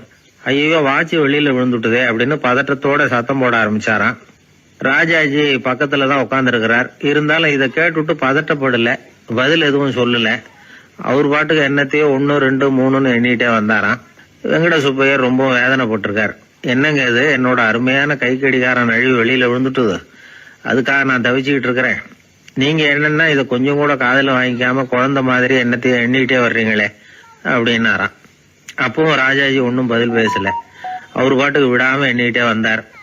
அடுத்த ஸ்டேஷன்ல வண்டி நின்னுது. ராஜாஜி ஸ்டேஷன் மாஸ்டரை கூப்பிட்டார். அவர் வந்ததும் அவர்கிட்ட சொன்னாராம், சார் எங்களுக்கு ஒரு உதவி செய்யணும். நாங்க வர்ற வழியில என் நண்பரோட வாட்சி வெளியில விழுந்துட்டுது. அது விழுந்த இடத்துல இருந்து தந்தி கம்பங்களை விடாம எண்ணிக்கிட்டே வந்திருக்கிறேன். இவ்வளவு கம்பங்களுக்கு அப்பால அது கிடக்கும். தயவு பண்ணி யாரையாவது அனுப்பி அதை தேட ஏற்பாடு பண்ணுங்க. அது கிடைச்சுட்டுதுன்னா எங்களால முடிஞ்ச அன்பளிப்பு தர்றோம். அது மட்டும் இல்ல, எங்களுக்கு ஒரு லெட்டர் போடுங்க கிடைச்சுட்டுதுங்கிற விவரத்தை, நாங்க வந்து வாங்கிக்கிறோம் அப்படின்னு எல்லாம் சொன்னாங்களாம். அப்படின்னு சொல்லி முகவரியெல்லாம் கொடுத்துட்டு வந்துட்டாங்க அவங்க. கொஞ்ச நாள்ல அந்த கடிகாரமும் வந்து சேர்ந்துட்டுதான். இது எதுக்கு சொல்றாங்கன்னா, பதற்றம் அடையக்கூடாது அப்படிங்கறது ரொம்ப முக்கியம். பதற்றம் அடையக்கூடிய நேரத்துல கூட அறிவை சிதற விடாம செயல்படுத்துற சாமர்த்தியம் எல்லாருக்கும் சுலபமா வந்துடாது. அவரோட நகைச்சுவை உணர்வுக்கு இன்னொரு உதாரணம். ஒரு தடவை அவரை பாக்குறதுக்கு ஒரு நண்பர் வந்தாராம். என்னப்பா பண்ணிட்டு இருக்கிற அப்படின்னு விசாரிச்சிருக்காரு ராஜாஜி. இப்ப நான் நிறைய கதை கட்டுரை எல்லாம் எழுதுறேன் சார், புத்தகம் போடுறேன் அப்படின்னாராம் வந்தவர். அப்படின்னா சாப்பாட்டுக்கு என்ன பண்ற அப்படின்னு கேட்டாராம் ராஜாஜி. இங்க எழுத்த நம்பி யாரும் காலம் தள்ள முடியாதுங்கிறத அவ்வளவு தெளிவா அவர் புரிஞ்சு வச்சிருக்கிறார். என்னுடைய நண்பர் ஒருத்தர், அவர் விரல்ல நகமே இருக்காது. என்ன காரணம்னு நினைக்கிறீங்க? எல்லாத்தையும் அவரே கடிச்சு துப்பிடுவார். அப்படி ஒரு பழக்கம். சின்ன குழந்தைகள் நகம் கடிக்குது, விரல் சூப்புது. இதுக்கு என்ன காரணம் தெரியுமா? குழந்தைகள் மனசுல ஏற்படக்கூடிய ஒருவித பாதுகாப்பின்மை, இன்செக்யூரிட்டி, அல்லது தான் சரியா கவனிக்கப்படல அப்படிங்கிற எண்ணத்தோட வெளிப்பாடு தான் அது அப்படிங்கிறாங்க டாக்டர்கள். சில இடங்கள்ல 2வது குழந்தை பிறந்த உடனே பெரியவர்கள் கவனம் முதல் குழந்தைகிட்ட இருந்து கொஞ்சம் விலகி 2வது குழந்தைகிட்ட போயிடும். அந்த சமயத்துல முதல் குழந்தைக்கு இந்த பழக்கம் ஏற்படுறதுக்கு வாய்ப்பு உண்டா. சில குடும்பங்கள்ல கணவன் மனைவி 2 பேருமே வேலைக்கு போறவங்களா இருப்பாங்க. குழந்தை ரொம்ப நேரத்துக்கு பெத்தவங்களை பிரிஞ்சு இருக்க வேண்டிய சூழ்நிலை இருக்கும். குழந்தை ஒரு பாதுகாப்பின்மையை உணர ஆரம்பிக்கும். இந்த பழக்கம் வந்துடும். அதனால ஒரு குழந்தைக்கு தான் ஒதுக்கப்படுறோம் அப்படிங்கிற நினைப்பு வராம பாத்துக்கணும். வளர்ந்த குழந்தைகளும் நகம் கடிக்கும். வயசானவங்க கிட்டையும் இந்த பழக்கம் இருக்கும். இது ஒரு மனச்சிதைவின் வெளிப்பாடு அப்படிங்கிறாங்க மனநல நிபுணர்கள். அம்மா அப்பா திட்டினாலும் சரி, அல்லது ஆசிரியர் திட்டினாலும் சரி, இந்த பழக்கம் வந்துடும். நாம தவறு பண்ணிட்டோம் அப்படிங்கிற நினைப்பு வர்ற சமயம் நகம் கடிக்க ஆரம்பிச்சிருவோம். ஏதோ ஒண்ணு அடையணும் அப்படின்னு நினைக்கிறோம், அதை அடைய முடியல. இப்படி ஒரு ஏக்கம் வர்ற சமயத்திலேயும் சில பேர் நகத்தை கடிக்க ஆரம்பிச்சிருவாங்க.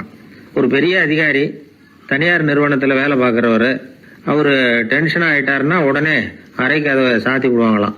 அவரே சாத்திக்குவாராம். அப்படி சாத்திக்கிட்டு உள்ள எதையாவது வெறிச்சு பார்த்துக்கிட்டே நகத்தை கடிக்க ஆரம்பிச்சிருவாராம். இந்த பழக்கம் உலகம் பூரா உண்டு. நகம் கடிக்கிறவங்களை அந்த பழக்கத்திலிருந்து மீட்கிறதுக்கு என்ன வழி அப்படின்னு லண்டன்ல உள்ள அழகியல் நிறுவன நிபுணர்கள் யோசனை பண்ணி பார்த்திருக்கிறாங்க. சில ஆய்வுகள் பண்ணி பார்த்தாங்களாம். அவங்க என்ன பண்ணாங்க தெரியுமா? நகம் கடிக்கிற பழக்கம் உள்ளவங்களையெல்லாம் தேடி பிடிச்சாங்க. அவங்களையெல்லாம் 3 பிரிவா பிரிச்சுக்கிட்டாங்க.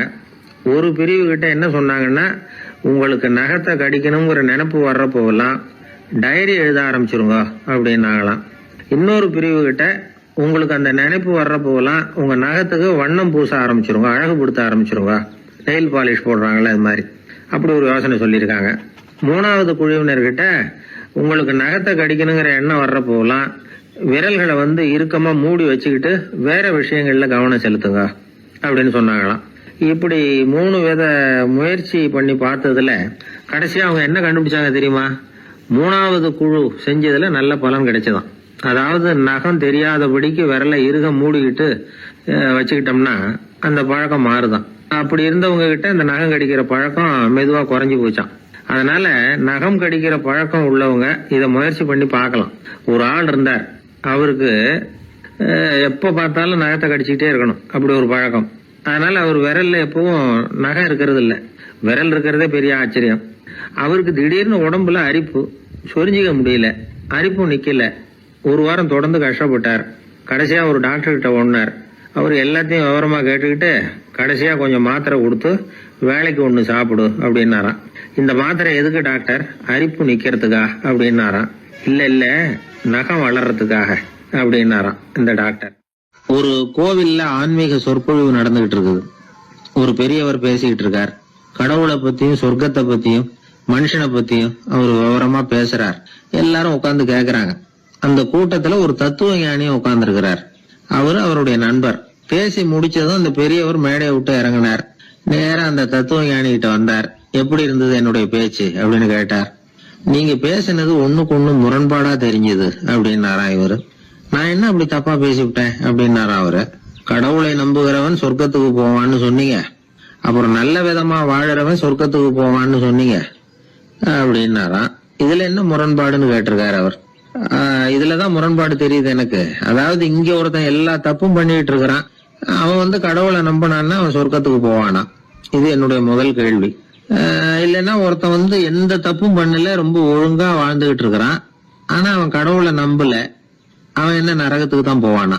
கடவுள் நம்பிக்கை உள்ள ஒரு திருடன் என்ன ஆவான், எங்க போவான்? கடவுள் நம்பிக்கையே இல்லாத ஒரு நல்லவன் என்ன ஆவான், எங்க போவான்? ஒருத்தன் இங்க கடவுள் நம்பிக்கையோட வாழறது முக்கியமா அல்லது நல்லவனா வாழறது முக்கியமா? இதுதான் இவர் கேட்ட கேள்வி. இதை கேட்டதும் அந்த பெரியவர் குழம்பி போட்டார். அவர் சொன்னது நியாயம் தானே. கடவுளை நம்புறவன் தான் சொர்க்கத்துக்கு போவான்னா பேசாம கடவுளை நம்பிக்கிட்டு இந்த உலகத்துல எல்லா தப்பும் பண்ணிட்டு இருக்கலாமே. பேச்சாளர் குழப்பத்தோட வீட்டுக்கு போனார். படுத்து தூங்கினாரு. ஒரு கனவு வந்தது. கனவுல அவர் ஒரு ரயில்ல வேகமா போயிட்டு இருக்கிறார். எதிரில் உட்கார்ந்து இருக்கிறவரை பார்த்து நாம இப்ப எங்க போறோம்னு கேட்டார். சொர்க்கத்துக்கு போயிட்டு இருக்கிறோம் அப்படின்னாங்களாம். ரயில் போய் நின்னுது. இவர் இறங்கினார்.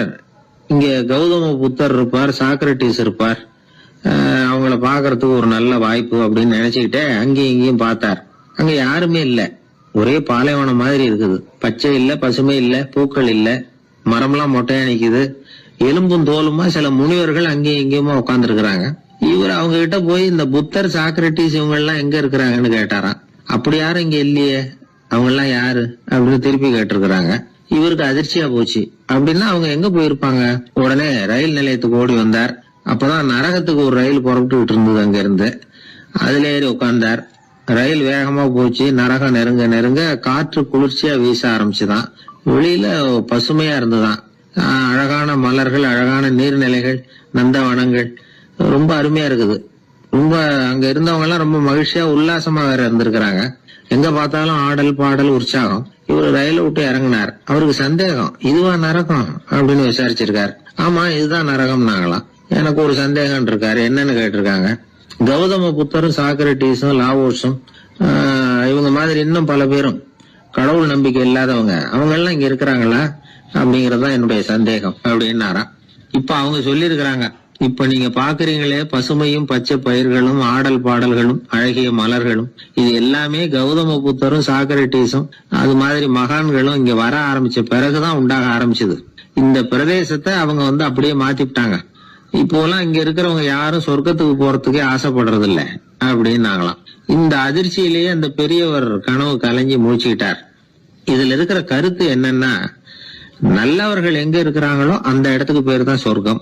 சொர்க்கம் நரகம்ங்கிறதெல்லாம் ஆன்மீக பண்புகள், அவ்வளவுதான். ஒரு ஊர்ல 2 இணைபிரியாத நண்பர்கள். ஒருத்தன் கேட்டான், இப்ப கடவுள் நம்ம முன்னாடி வந்து உங்க 2 பேர்ல யாராவது ஒருத்தர் மட்டும் என்னோட சொர்க்கத்துக்கு வரலாம் அப்படின்னு கூப்பிட்டா நீ என்ன சொல்லுவேன்னு கேட்டானா, இவன் ரொம்ப பெருந்தன்மையா உன்னையே அழைச்சிட்டு போக சொல்லிடுவேன் அப்படின்ட்டு இருக்கான். அப்படின்னா